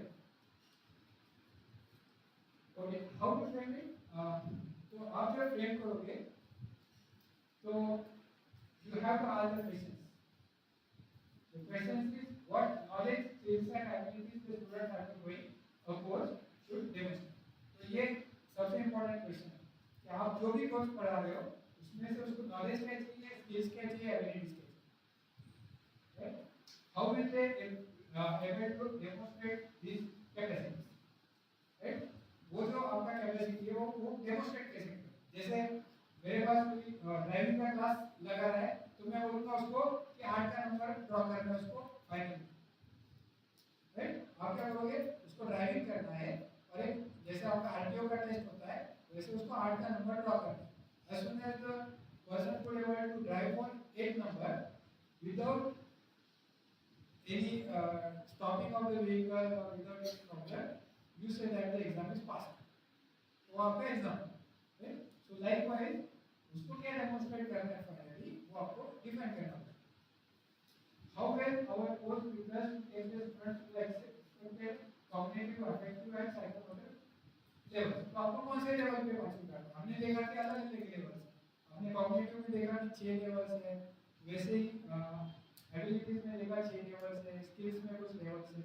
तो आपको कौन सी नेचुरलाइजेशन में जाना है या आपको लगता है कि नहीं उसने बस एक पर्टिकुलर लेवल तक गया तो भी बस है, तो that you need to decide what type of assessment can you use to demonstrate that. तो आप जब कोर्स आउटकम डिजाइन करेंगे at the same time you also need to decide कि असेसमेंट कैसे करें. तो the course outcome is linked with assessment, right? तो आपको जब भी कोर्स आउटकम लिखना है तो उसका असेसमेंट क्या होगा वो आपको. तो इसलिए हम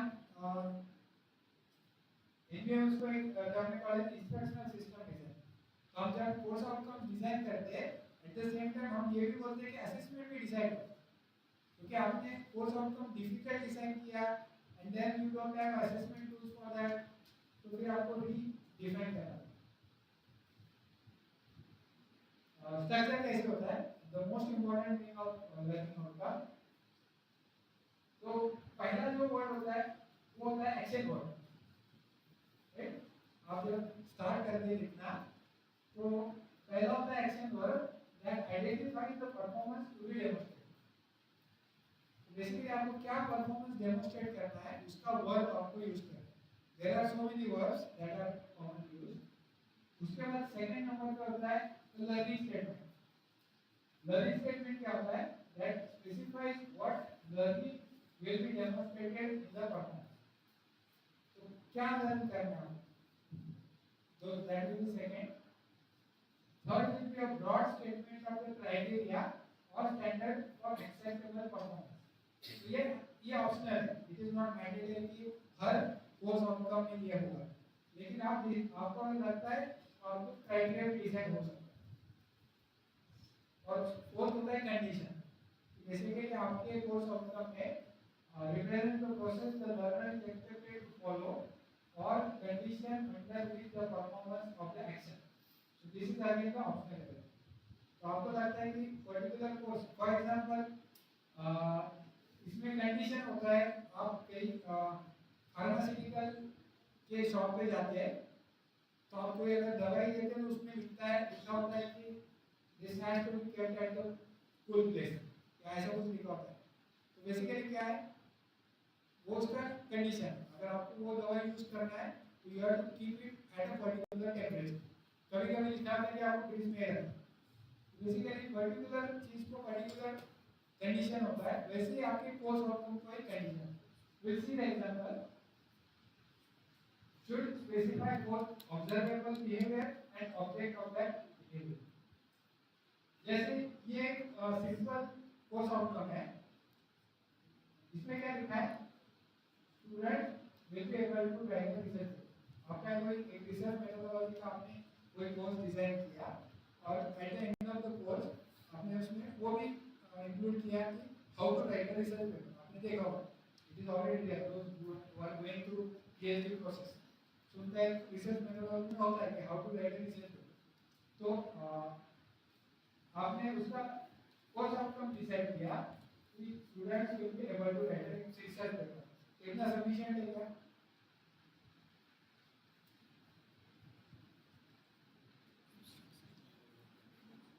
यस. अभी मैंने एक स्टेटमेंट ऐड किया, इन एडिशन क्राइटेरिया ऐड किया. मैंने क्राइटेरिया में क्या बोला student will be able to write a research paper in the appropriate scientific style. क्या चेंज हो गया? मैंने इसको क्राइटेरिया दिया, तो मुझे अभी स्टूडेंट को क्या करना पड़ेगा? स्टूडेंट को इसका भी नॉलेज लेना पड़ेगा कि साइंटिफिक स्टाइल क्या होता है, कि कौन से तरह के साइंटिफिक स्टाइल होते हैं and how I should write the book. पहले इसमें आई हैव नॉट डिफाइंड कि ओनली राइट रिसर्च पेपर. तो रिसर्च आपने किया है और आपने लिख दिया कुछ, तो that is only writing.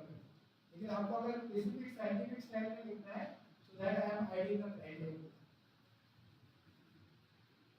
Additionally मैंने और एक कंडीशन ऐड, मैंने पहले क्राइटेरिया ऐड किया मुझे scientific style. So at the end of their field research the students will be able to write research paper in that. तो ये बेसिकली क्या हुआ, मेरा एक कंडीशन ऐड हो गया. उसने कब लिखना है? Eight the end of the, उसके बीच में नहीं, राइट. सो मैंने क्या किया, कंडीशन ऐड की, क्राइटेरिया ऐड. तो आपको डिफाइन करना है कि आपको ये देना है, right. So depending upon, so work in the learning outcome focusing on what you assess and indirectly the assessment tools. तो आप जो भी वर्क यूज करेंगे, वर्क उस पे आपका असेसमेंट टूल डिफाइन.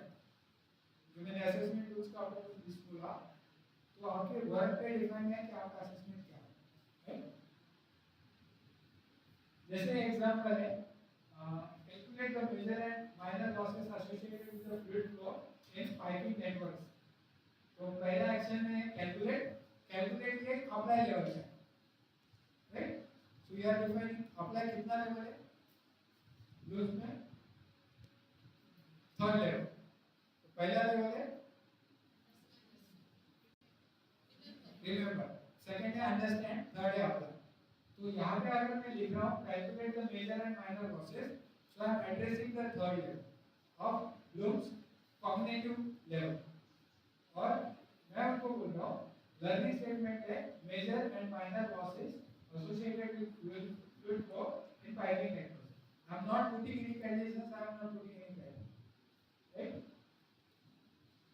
इसके बाद सेकंड है कि determine the dynamic unbalanced conditions of a mechanical system of rigid body subject to force and acceleration. तो इसमें मैंने determine क्या यूज किया, apply level. लर्निंग स्टेटमेंट है dynamic unbalanced conditions, और कंडीशन है given mechanical systems of rigid body subject to force and acceleration. सो इस तरह से मुझे ये चार पे आपको डिवाइड करना है. तो आपका एक्शन वर्ब क्या होना चाहिए, आपका लर्निंग स्टेटमेंट क्या होना चाहिए, आपका कंडीशन क्या होना चाहिए, और क्राइटेरिया. ये सिंपल है.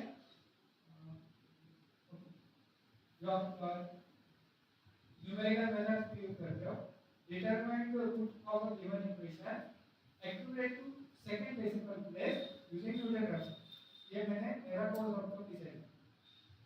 तो इसमें मुझे क्या करना है, डिटरमाइन करना है, अप्लाई करना है. मुझे न्यूटन रेफ्स मेथड मैंने सीखा है. लर्निंग स्टेटमेंट क्या है, मुझे रूट निकालना है. मेरा कंडीशन क्या है, मुझे न्यूटन रेफ्स ही यूज करना है. अगर आपको दूसरा कोई मेथड आता है तो वो नहीं हेल्प करेगा, आपको न्यूटन रेफ्स यूज करना है. तो क्राइटेरिया क्या है, आपको सेकंड डेसिमल प्लेस यूज करना है. आपको एक्यूरेसी कितना चाहिए, second.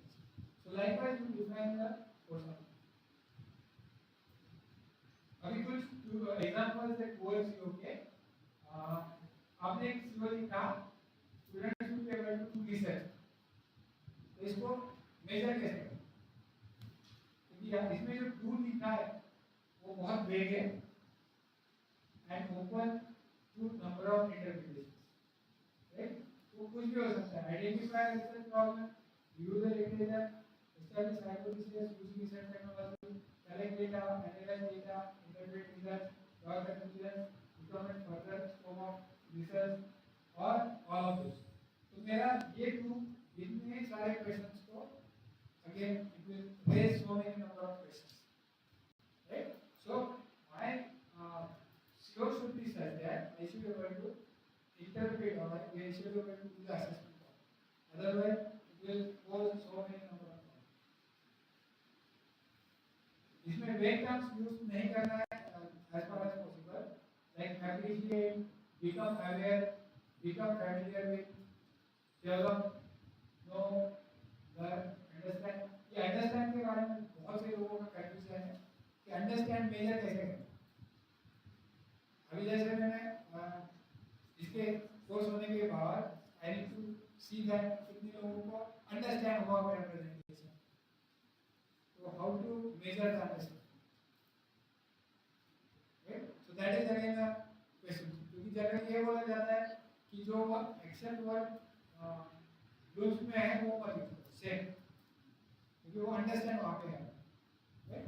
Understanding can be measured through various ways, so वो वर्ड लिखो।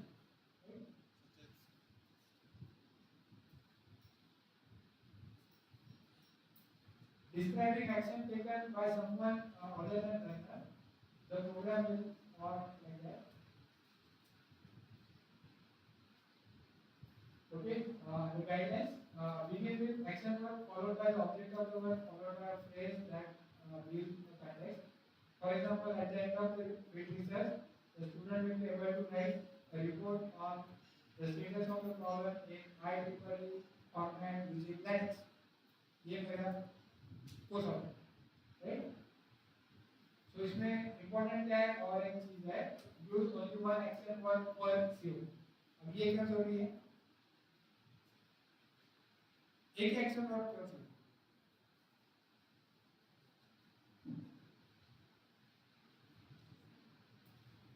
Yes, for example I am writing something कि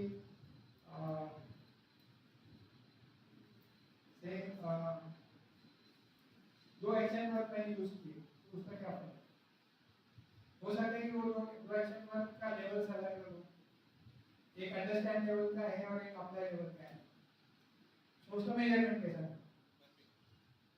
तो मेजरमेंट टूल पे जाए, क्योंकि असेसमेंट टूल से आपको काम करना पड़ता है, राइट? तो वो कैसा है, that is the problem, right? So that's why generally don't use to action. Okay, only one action verb. If two, then one has to be cognitive domain, other has to be affective or psychic.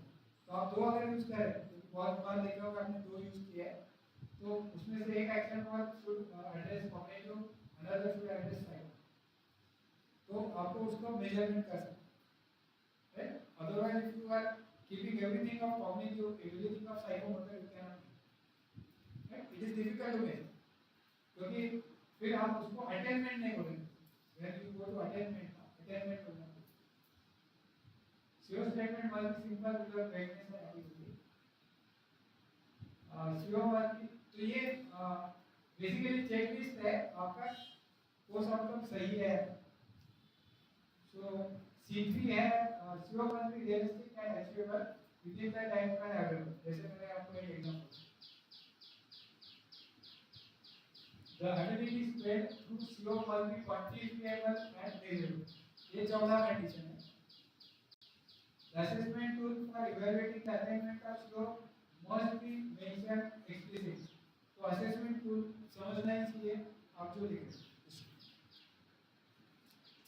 At least one CO in the list of COs of the course must be valued in professional practice and is important from the employer point of view, तो एक ऐसा address करना चाहिए जो employer को important, right? जैसे employer का कुछ कंडीशंस है, उसमें से वो एक अलग कंडीशंस को उसने बोला है, one of the things will be address.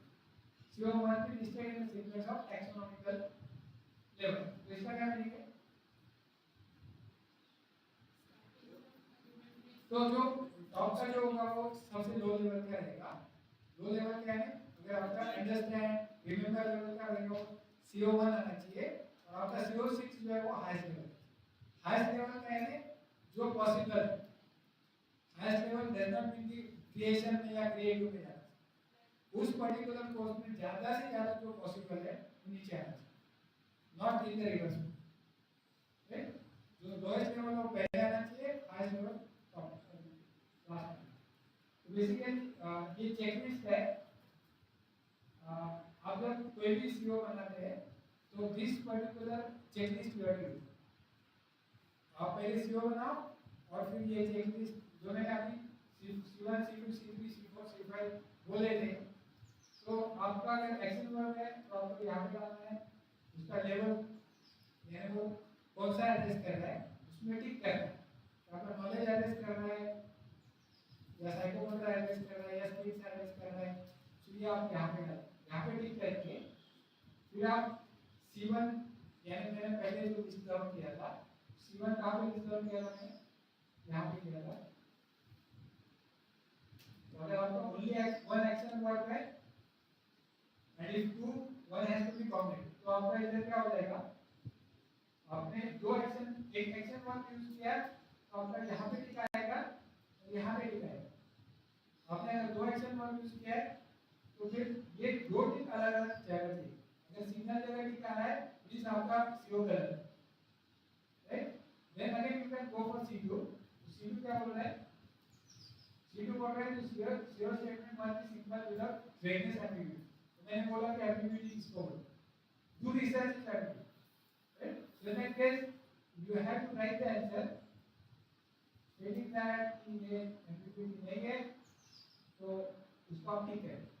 तो अगर आपका सबका ये ठीक हो गया, असेसमेंट टूल आपने उसमें डिफाइन किया है, वो PO के साथ भी मैप होना जरूरी है, क्योंकि अगर PO के साथ मैप नहीं है तो जरूरत नहीं उसको, right. So in that case you can skip that particular thing। So when you have all the things in the entire thing, then you can see your things are correct। If you feel like something is going cross, आपको फिर से rewrite करना है, right.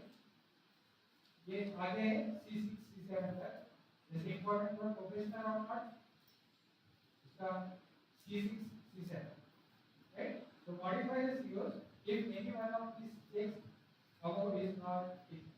तो ये basically ये workshop mode में होता है, we are into seminar modes to एक मात्र। अगर आप कोई वर्कशॉप में कर सकते हैं तो नहीं कर सकते। And this is a good tool for self check। आपको फिर किसी को बोलने का जरूरत है, once you are doing tick with everything, you say that you are कर सकते हैं। Okay, so हम ये वर्कशॉप में देखते हैं। So these are some course outcomes। ये वर्क्स का मॉड्यूल है, ये कुछ एग्जांपल है कि ये देखिए कि these are COs like explain, outline, analyze, design, debug, और उसके बेसिस पे मैंने एग्जांपल स्टेट ऑन का, उसके बाद एक अप्लाई लेवल का यूज किया, एक एग्जांपल दिया, एनालाइज लेवल का किया, डिजाइन लेवल का।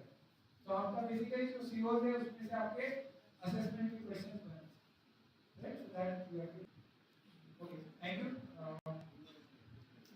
So it is very big subject, so we are not going to each and everything। I think we'll stop it। Mapping का एक separate session।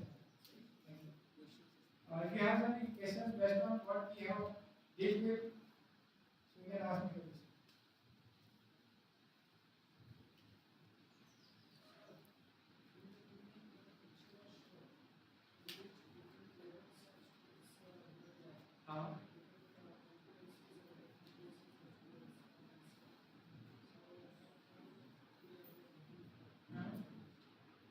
Yeah।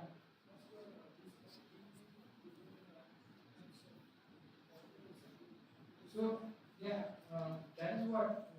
So yeah, my intention there is like, for example, if you want to test your all the students, it may not be possible that using single assessment tool. Generally, what we are doing in the traditional way of assessment, we are using a single assessment tool. What is that? Written examination, right? So only written examination may not be the only examination assessment tool that will define the student's outcome. What is expected is that you involve more and more number of assessment tools which will help the students. It may happen that the student which we are addressing, for example, here you have 20 students. So out of that, when I will ask the question, फिर driving का example लेते हैं, when I will ask the questions to everybody कि break का position पहला होता है, second होता है, थर्ड होता है। So अगर आप गाड़ी में जैसे एंटर करते हैं ना दरवाजे के साइड से, पहला होता है, सेकंड होता है, थर्ड होता है, ब्रेक का पोजीशन। बोलिए कितना होता है? फर्स्ट होता है, सेकंड होता है, थर्ड।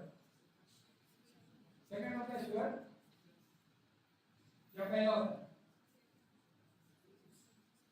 दरवाजे से आप जब एंटर करते हैं तो पोजीशन पहला होता है, सेकंड होता है, थर्ड होता है। तो बहुत से लोग भूल भी गए होंगे, वो ट्राई करते हैं लेकिन भूल गए, राइट? ये क्या चेक कर रहा हूं? नॉलेज चेक कर रहा हूं। अब नॉलेज साइकोमोटर में परफेक्ट है, आप गाड़ी चला सकते हैं। तो मैंने क्या किया? नॉलेज कंपोनेंट चेक किया। तो इट में पॉसिबल कि आप ड्राइवर को भी पूछिए, he may also not be able to, या ड्राइवर को क्वेश्चन पूछिए, आप कितना प्रेशर लगाते हैं ब्रेकिंग के लिए, कितने बार का प्रेशर लगाते हैं, what is the answer of driver. आप बता सकते हैं, अगर मैंने आपको पढ़ा है कि आपको 20 बार का प्रेशर लगाना है at this particular speed to stop the vehicle, ये मैंने आपको कॉग्निटिव डोमेन से दी। वही क्वेश्चन आप ड्राइवर को पूछिए, what the driver will answer. तो आपने कौन सा स्किल चेक किया? उसका कॉग्निटिव वाला, written skills. The driver may fail into your written skills, लेकिन आप उसको साइकोमोटर का भी ऐड करेंगे असेसमेंट में, कि उसको गाड़ी चला के देखना है। तो यानी क्या किया आपने? और एक असेसमेंट टूल दिया which is important for driving the vehicle। अगर मैंने बस रिटन स्किल से आप उसका चेक करना चाहा तो वो फेल हो जाएगा, तो वहाँ पे वो मच्छी बन जाता है। और आप उसको अगर बोलेंगे कि ड्राइव करके दिखाओ 10 किलोमीटर तक, तो he may able to do it much better than what you are. तो बेसिकली असेसमेंट टूल का selection is most important. That's why you will find अभी जो चेंज हो रहा है एनईपी के साथ, तो एनईपी के साथ चेंज क्या हो रहा है? Assessment and evaluation change. पहले क्या था? 100 मार्क्स का क्वेश्चन पेपर आता था इन ओल्डर डेज। 100 में से उन्होंने क्या किया? उसको 28 किया। लेकिन हम हमारे एडमिनिस्ट्रेटर बहुत होशियार होते हैं, उन्होंने क्या किया? उसमें क्लास टेस्ट डाल दिया। फिर से मैं रिटन स्किल सेट चेक कर रहा हूँ। फिर क्या किया गवर्नमेंट ने? ऑटोनॉमस बना दिया 50-50 करोड़। फिर हमने क्या किया? उसमें मेजर कंपोनेंट फिर 30 का क्लास टेस्ट डाल दिया, 20 का मैंने बोला कि बाकी assessment tools. But it is not the case with IIT. If you go to IIT you will find आपका सारा जो डोमेन्स लगता है, तीनों डोमेन्स, वो 100 मार्क्स की। हमारे यहाँ क्या होता है? आपका एक्सपेरिमेंटेशन का डोमेन अलग से चेक होता है, उसको अलग हेड देते हैं, थ्योरी का हेड को अलग मार्क, क्योंकि हमको अलग हेड्स दिखा है। वहाँ पे क्या देखते हो? वो देखते हैं कि आपका नॉलेज क्या है, eight the same time experimentation में वो कितना है, उसको एक छोटा प्रोजेक्ट दिया जाता है, उसमें कितना अच्छा है। तो हो सकता है कि जो student could not able to perform into the knowledge domain could able to perform better experimentation, और ऐसा होता है। फाइनली आपको क्या रिजल्ट चाहिए? उसका फाइनल आउटकम। तो हो सकता है उसका प्रोजेक्ट और एक्सपेरिमेंटेशन डोमेन मिलके उसका पास हो जाए, लेकिन आप अगर उसको सारा स्टूडेंट को देख रहे हैं कि रिटर्न कैसा अच्छा है, then most of the student में। इसलिए हम अभी जो बोल रहे हैं, use more and more assessment. If you go to our institute and you can ask these people also, if I am not, when I am not there, they have to use 6 tools, 3 for CI, that is continuous internal evaluation, and 3 for teaching teachers assessment, and along with that they have written. Basically क्या कर रहे हैं? Additional number of tools use कर, and we have told them that if the student is not able to perform in that assessment tools, increase the number of tools. और आप जो online platform देखोगे Coursera जैसे, Coursera भी क्या करता है? Learning at your own pace. Means उसको आना चाहिए, कितना कब आना चाहिए डिपेंड अपॉन द स्टूडेंट। कुछ स्टूडेंट स्मार्ट होते हैं, कुछ स्लो लर्नर्स होते हैं, तो स्लो लर्नर भी आएगा, उसको 2 दिन लगेगा, जो फास्ट लर्नर है उसको 1, right? So we need to address those when we are doing the assessment basis, right? Okay, any other question? Most of the time जो हम कोर्स आउटकम जो लिखते हैं, हाँ, उसमें हम लर्न, अंडरस्टैंड, नॉलेज ऐसे वर्ड यूज करते हैं, That is what I am asking you. Ki don't use the vague words. So what we have to write? So you have to write the specific words like determine whether the student will able to determine the length of this particular thing. या फिर मैंने जो आपको example दिया ये देखिए explain whether the student is able to explain the fundamentals, whether the student is able to analyze the circuit diagram. Analyze the circuit diagram यानी उसको circuit diagram analyze करके आना चाहिए. Analysis is not already in the books level. हाँ कुछ words आ सकते हैं, apply भी आ सकते हैं. Understand is very good. Right? या फिर design या debug the circuit. Right? तो वर्ड ऐसा चाहिए जो आपको कन्वर्ट करके आना चाहिए मेजर में. राइट? या इसी का देखिए अभी जो एनालाइज का है यहाँ पे मैंने ये यूज किया analyse the following circuit for branch currents and voltage. तो मैं कन्वर्ट कर रहा हूँ. So like this. Right? So vague भी नहीं चाहिए. At the same time it should be able to convert it into assessment. Yes.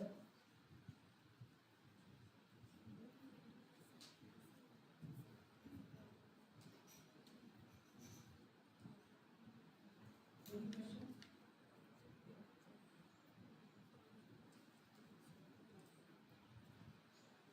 Thank you, sir, for sharing your knowledge on course outcomes and program outcomes.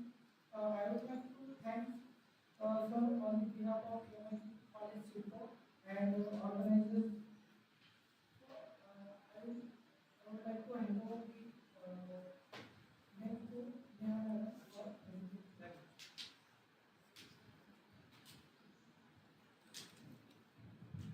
Good morning, good evening, everyone. I request all the respected dignitaries to occupy the chair of the dais.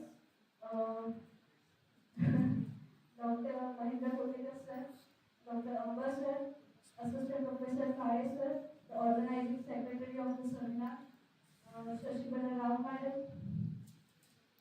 Joint Secretary of the seminar, Chancellor sir, Treasurer of the program.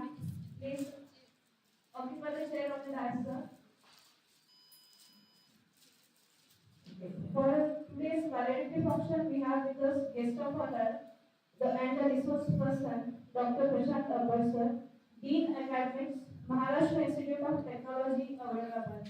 Dr. Mahendra Kondekar, sir, Convener of this today's seminar, Assistant Professor Ranjay, sir, Organizing Secretary of the seminar, Dr. Shri, Joint Secretary of the seminar, and the Treasurer, Assistant Professor Bhalkikar, sir. Thank you, sir.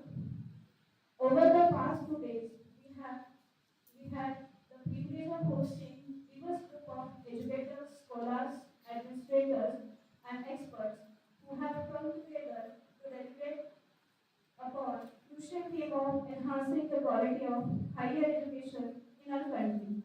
The discussions, presentations, and the interactions that have taken place during this seminar have been truly enlightening and throughout the provoking. The theme of this seminar, focusing on the teaching, learning, and evaluation, is at the core of our education system.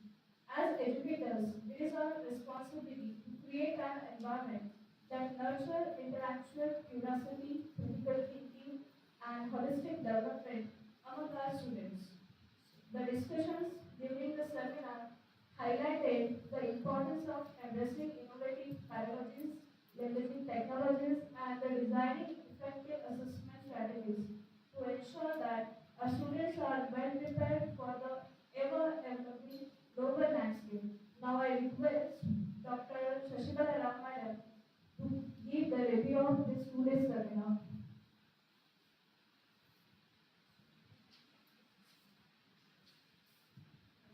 Good afternoon to all the participants. I know everybody must be like, this is the end, we are come to the end of the event. So we are eagerly waiting for the valedictory function.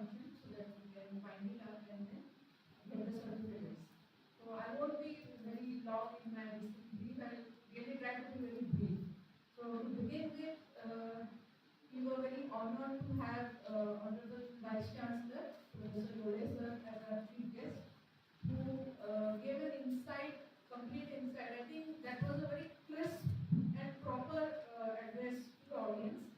Like he highlighted the importance of LEP. He started from NP to LEP and how to design a student-centric attitude or approach to the entire education system. Like some of the highlights I would like to tell that motto of NAC is to contribute to the national development.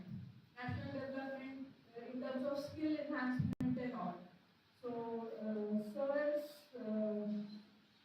objective was to design that and see to it that the graduates that come out of the education system, they are really employable and they add to the or contribute to the country's enrichment.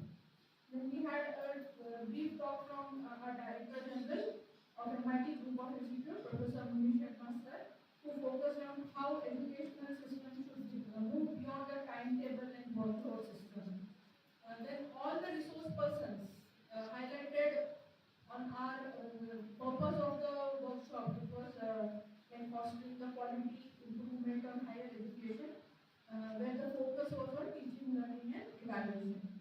So each one of our speakers from Professor Dr. N.N.Bandela sir, whose focus was on quality assurance measures, like he focused on the 7 pillars, which were they were the enhanced or they looked into the 7 criteria. So how we can improve each one of them. I think everybody loved Dr. Vishnu Patil's talk because it was like up to the mark, like what we want to actually do in our NAC, how to score and where not to lose marks and how to improve your grades. Then Dr. Bhalkikar sir, today morning only he briefed us about how to look after the NAC team, okay, how to manage the NAC team, how we can prepare the reports beforehand. This concept is new to many of us. Like we can have mock visits and then prepare our reports and then give them so that they get insight. Okay, wherever they must have forgotten some of the points, they can get insight to it. Then again we had talk of Dr. Tekale sir from the Degree College. Sir focused on different aspects like each quantitative approaches of the NAC, each criteria visited and how we can give our inputs and how we can improvise the criteria-wise marks. Ambad sir, I am not going to detail. So that is one of our weak points. Being science people, we are not into engineering, so we are not acquainted with the NBA and AICT rules. So this was very enriching for us. Like, this is our first step where we will try to use your inputs for our course outcomes and program outcomes. Right? So we now know how we can put our first step. So thank you, sir, and thank you to your audience for being very patient through these 2 days, and then we have come to a conclusive session. Thank you from all the organizers for attending this particular event and making it very successful.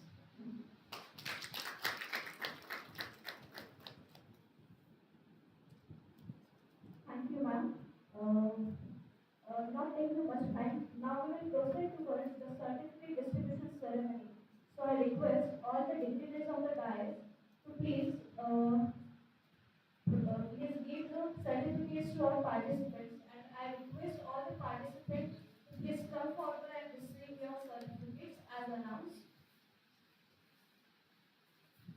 Dr. C.M. Kare sir, Assistant Professor, Indian Arts and Commerce College.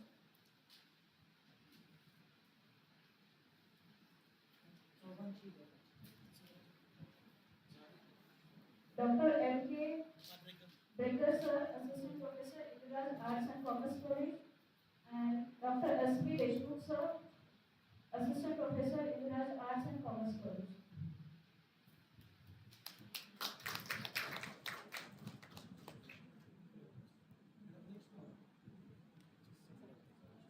Mr. R.T. Ubareswar, Siddharth Arts and Commerce Science College.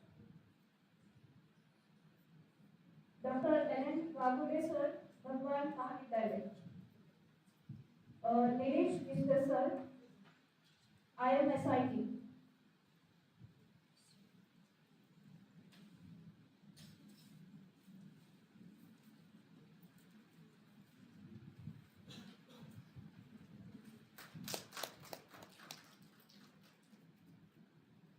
Dipali Pheke ma'am, IMSIT.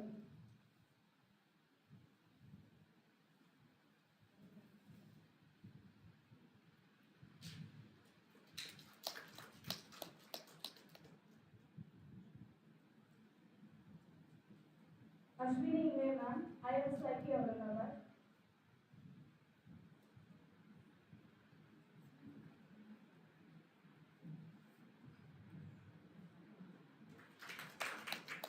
Priyanka Egwale ma'am, IMSIT.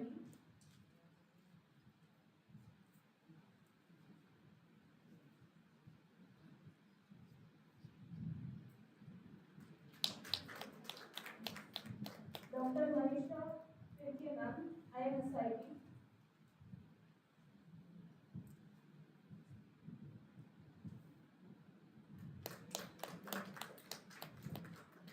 Sarika Pheke ma'am, IMSIT.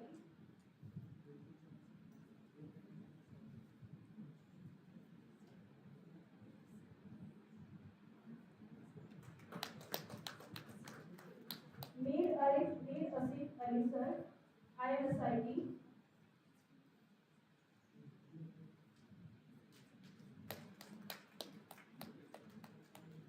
Stephen Gaikwad ma'am, Devgiri College Aurangabad. Dr. R.V. Pure ma'am, MIT Bypass.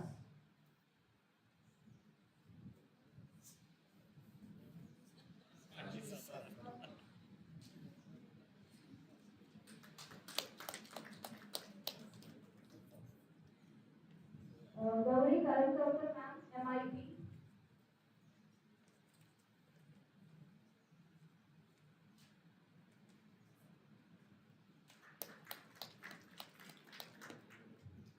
Atul Rao sir, MIT.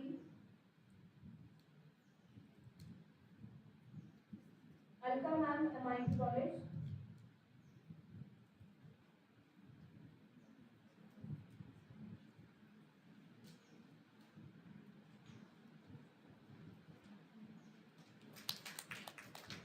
Yeole sir, MIT College.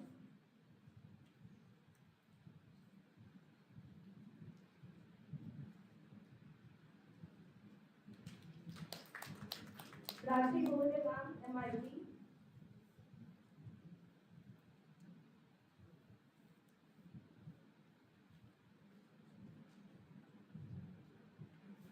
Shivanshi Aishwarya sir, MIT. Dr. Anand Bharti, MIT.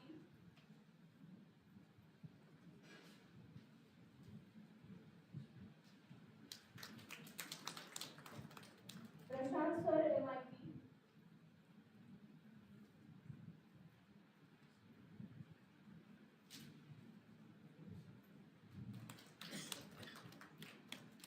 Amit Dhabore sir, MIT.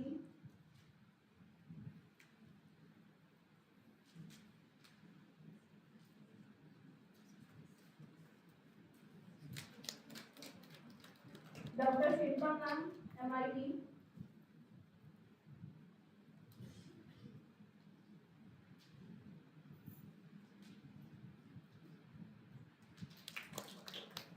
Dr. Bhakti Ahilwalkar ma'am, MIT.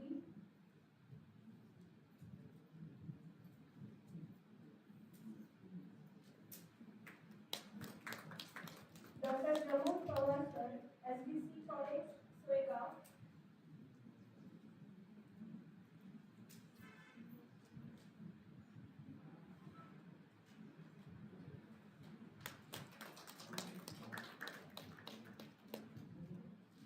Thank you to the all individuals on the dais. Thank you to the all participants. If anyone has not received the certificate by mistake, you can collect it from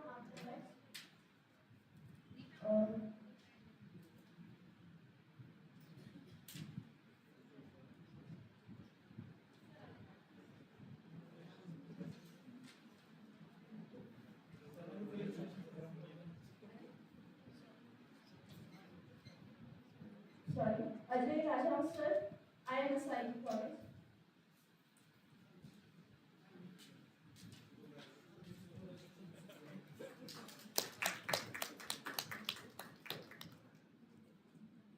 Thank you, sir.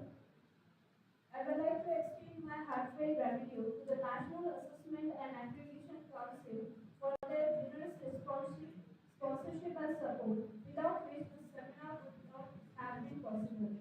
The commitment to fostering quality in higher education resonates with our shared vision of creating brighter future for our students and our nation.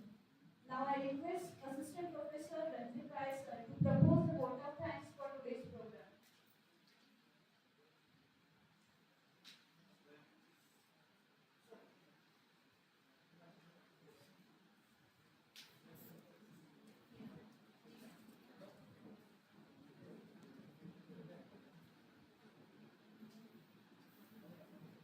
Sorry everyone.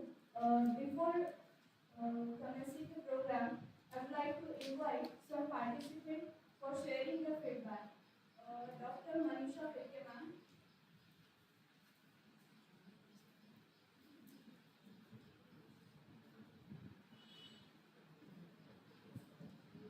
Good evening, respected guys, present dignitaries over here, and your participants. I, Dr. Manisha, will take this privilege to congratulate to all the organizing team for this today's seminar. Actually, we have not faced any kind of cycle for the NAC accreditation, but we are in the preparation of such one. And that's why this two-day national seminar actually make a valuable input for all of us. It clears all the doubts about how to make a documentation. That may be the final stage, but it actually clears all the things from how and when we how to make what kind of practices to be more attentive towards the students. Actually, this seminar also gives certain input and insights about how we can attend the COs and POs for making our teaching and learning practices more effective. So thank you for giving me this opportunity, and I again congratulate to all the team of this organizing committee. Thank you.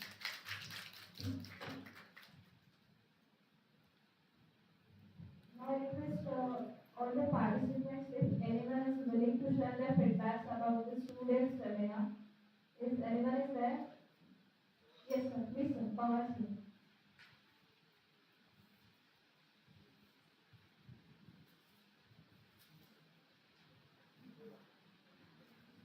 Dignitaries of the dais and off the dais. I really feel ecstatic to express myself, my views regarding to the seminar I attended here. The sessions conducted were excellent, and we had lots of knowledge regarding to this NAC application process. But actually I was looking for something unique, National Education Policy 2020 aspects to NAC. So what are the radical changes which have been made in the seminar? But still, all the necessary persons invited were excellent. The presentation was nice, and for me, it has been a grand success.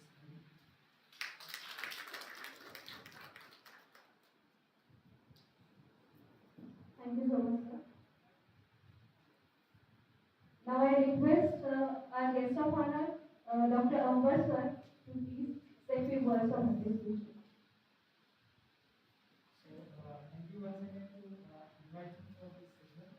So, addressing the NEP question. Right?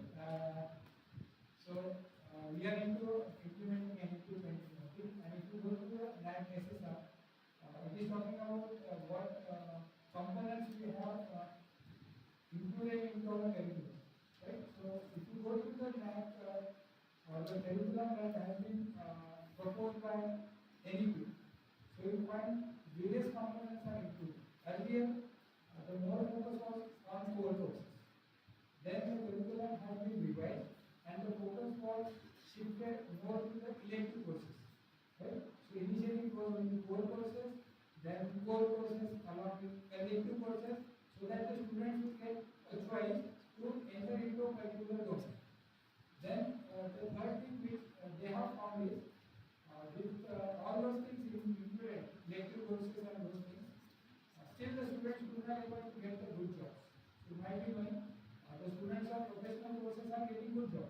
But what about the courses which are offered in say BA, BCom, BSc? There was no specific outcome which is expected out of these courses. So with that objective, if you go into the present curriculum, which is proposed by NEP, presently they are doing only for the PG. Next year it will also come to UG.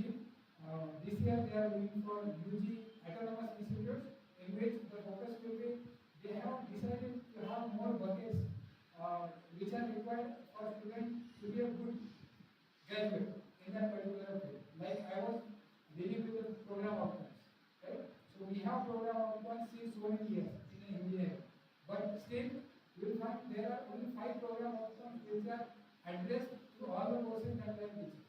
Then what about 7? Because there are 12. So 5 are all courses are addressing to various courses that we are giving. There are 7 outcomes which are not at all addressed or addressed to the very less level. For example, the example which I am giving, the communication skill. Only one course is there related to communication skill. So do you feel that with one course in the first year or second year, the student will be able to communicate well? It cannot. So what we have to do, we have to add more number of communication skill related assessment tools into the curriculum. So what we are doing now, we have added the teachers assessment tool, we have added the continuous internal evaluation tools in which we are assessing the student by giving some sort of presentation. Means initially in the old curriculum, the student is giving only one presentation in communication skill and one more presentation in project. Now every course teacher has the liberty to provide the assessment tool of presentation. So it may be possible that a single student who is going through the entire journey of first year to third year or final year, he or she may go through 10 different presentations, which may help him or her to have more communication skills. So similar to that, like is building. This was the program outcome which is addressed only through projects. Now you can build more number of assessment tools in which a small group can be formulated, and you can have 10 such courses which can able to address the program outcome related to team building. So NEP is trying to address those. It was not there because you tell me in BA curriculum what skill components were addressed initially. Whether it was there, it was not. It was only the cognitive related things were there, and they were not addressing the psychomotor domains which are related to value education or skill which is required to be inculcated into the students of BA. Right? So if the student gets BA Marathi, do you know the job profile of BA Marathi? What is the job profile of BA Marathi? What is your idea? So what students are doing after BA Marathi? Like in engineering, we have defined. Like if the student wants to be a supervisor in a particular shop, he needs the more knowledge of manufacturing, right? Or he needs the team building needs. So what about BA Marathi? What are the job profiles for BA Marathi? Can you tell me?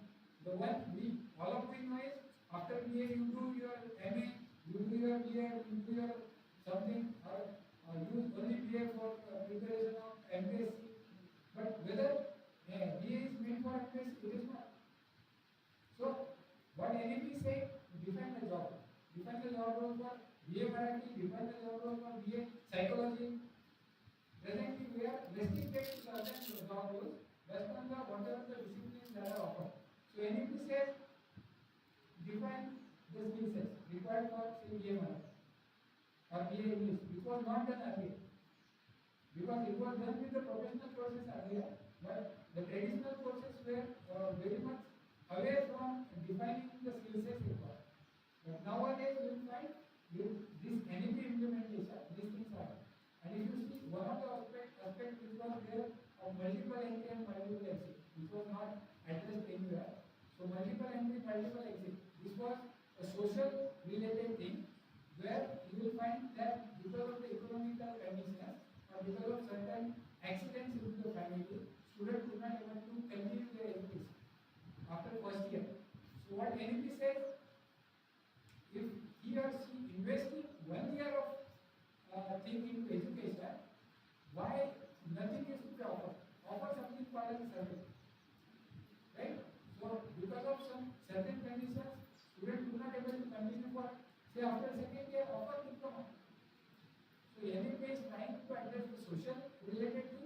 NEP is trying to address the skill related things. NEP is making it more flexible by addressing more number of topics.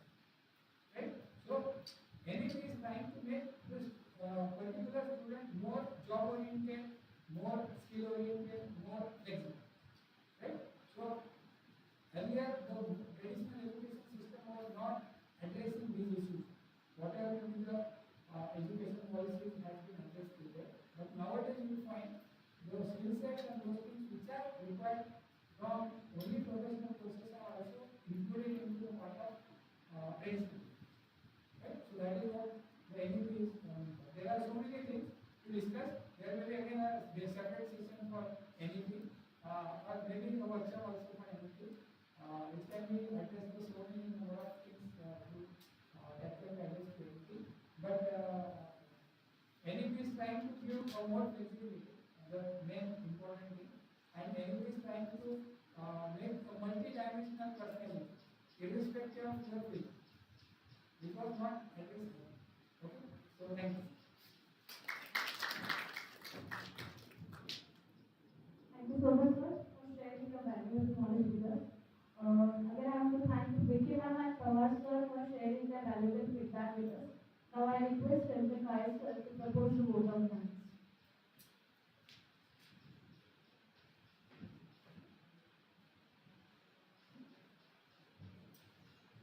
Wonderful good evening to one and all.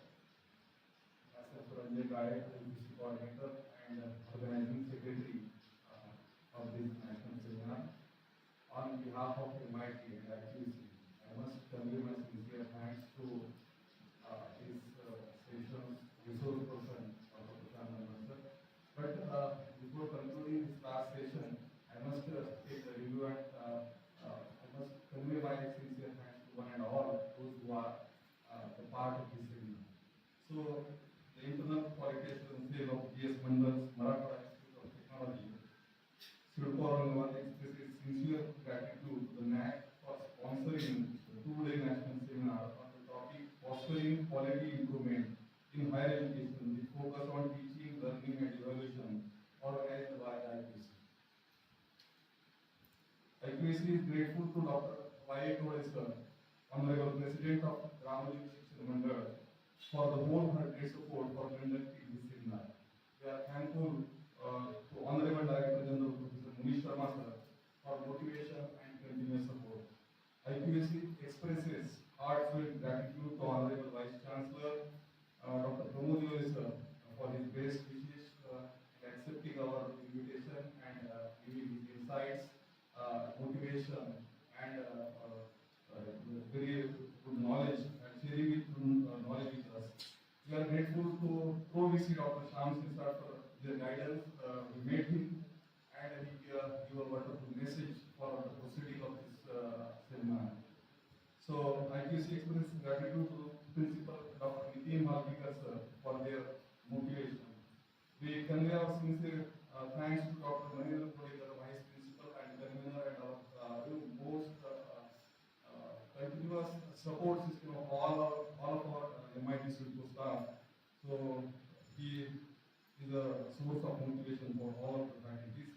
IQAC is extremely thankful and remain indebted to Dr. N.N.Bandela sir, who is the IQAC director of Dr. Babasaheb Ambedkar Marathwada University, Aurangabad, who accepted our invitation. Dr. Bandela sir, Dr. Vishnu Patil sir, again Dr. Prashant Ambad sir, Dr. Sunil Tekale sir, all of the resource persons are very experts in their different areas. They give insights on different focuses, their valuable insights on different topics related to the NAC as well as the NEP. So definitely it will help you helpful in the looking forward to the remaining endeavors.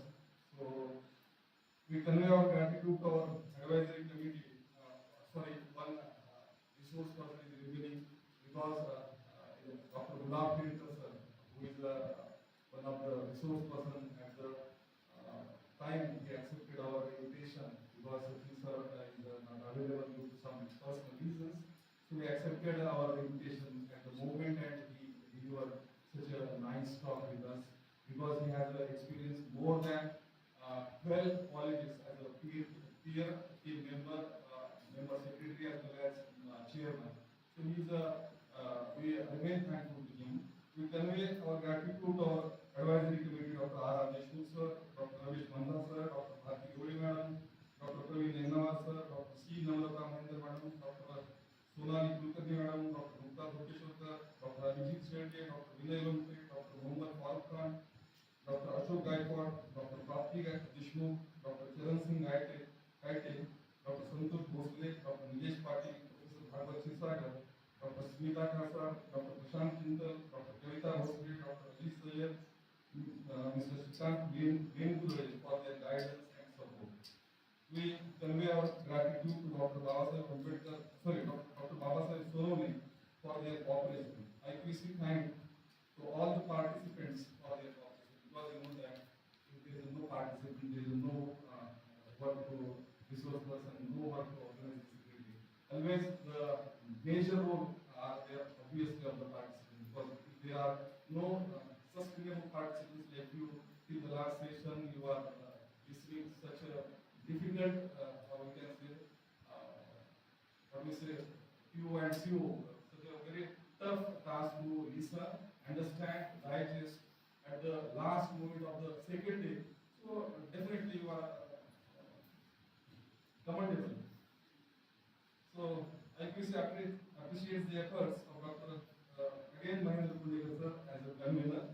IQAC is also thankful to publisher Dr. Sunil Tekale, Shri publication for their support in a very short time.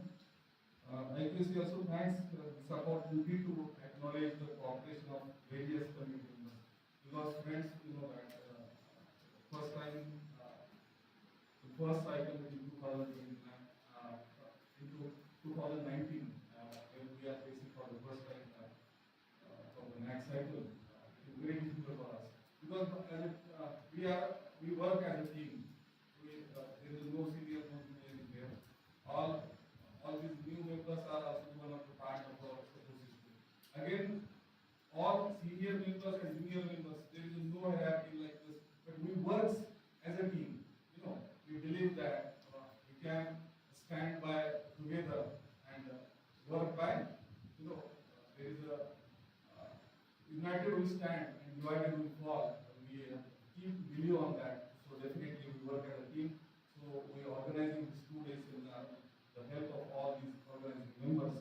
So as IQAC coordinator and organizing secretary of this seminar, I must deeply heart gratitude towards my organizing committee members. So all the teaching and non-teaching staff members, GS members, Marathwada Institute of Technology, Aurangabad, students and technicians. Some students also help, even their help yesterday as well as today at the lunch session as well as to support the team and all these things. They also helped us a very lot. So chefs and all the others who had extended their help and worked hard for the success of this seminar. So definitely once again I convey my gratitude to one and all. Thank you very much.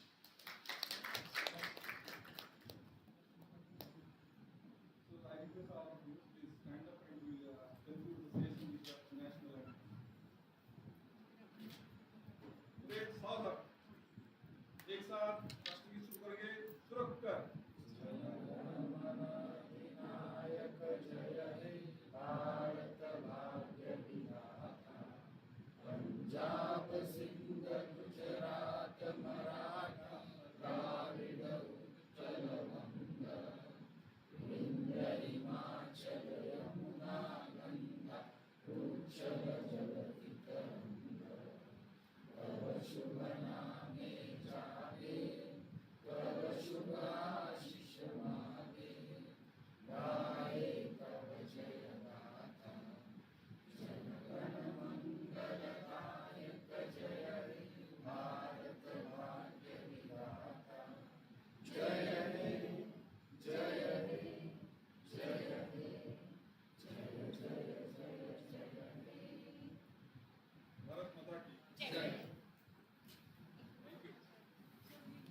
request all the respected participants, please come forward for the group photo.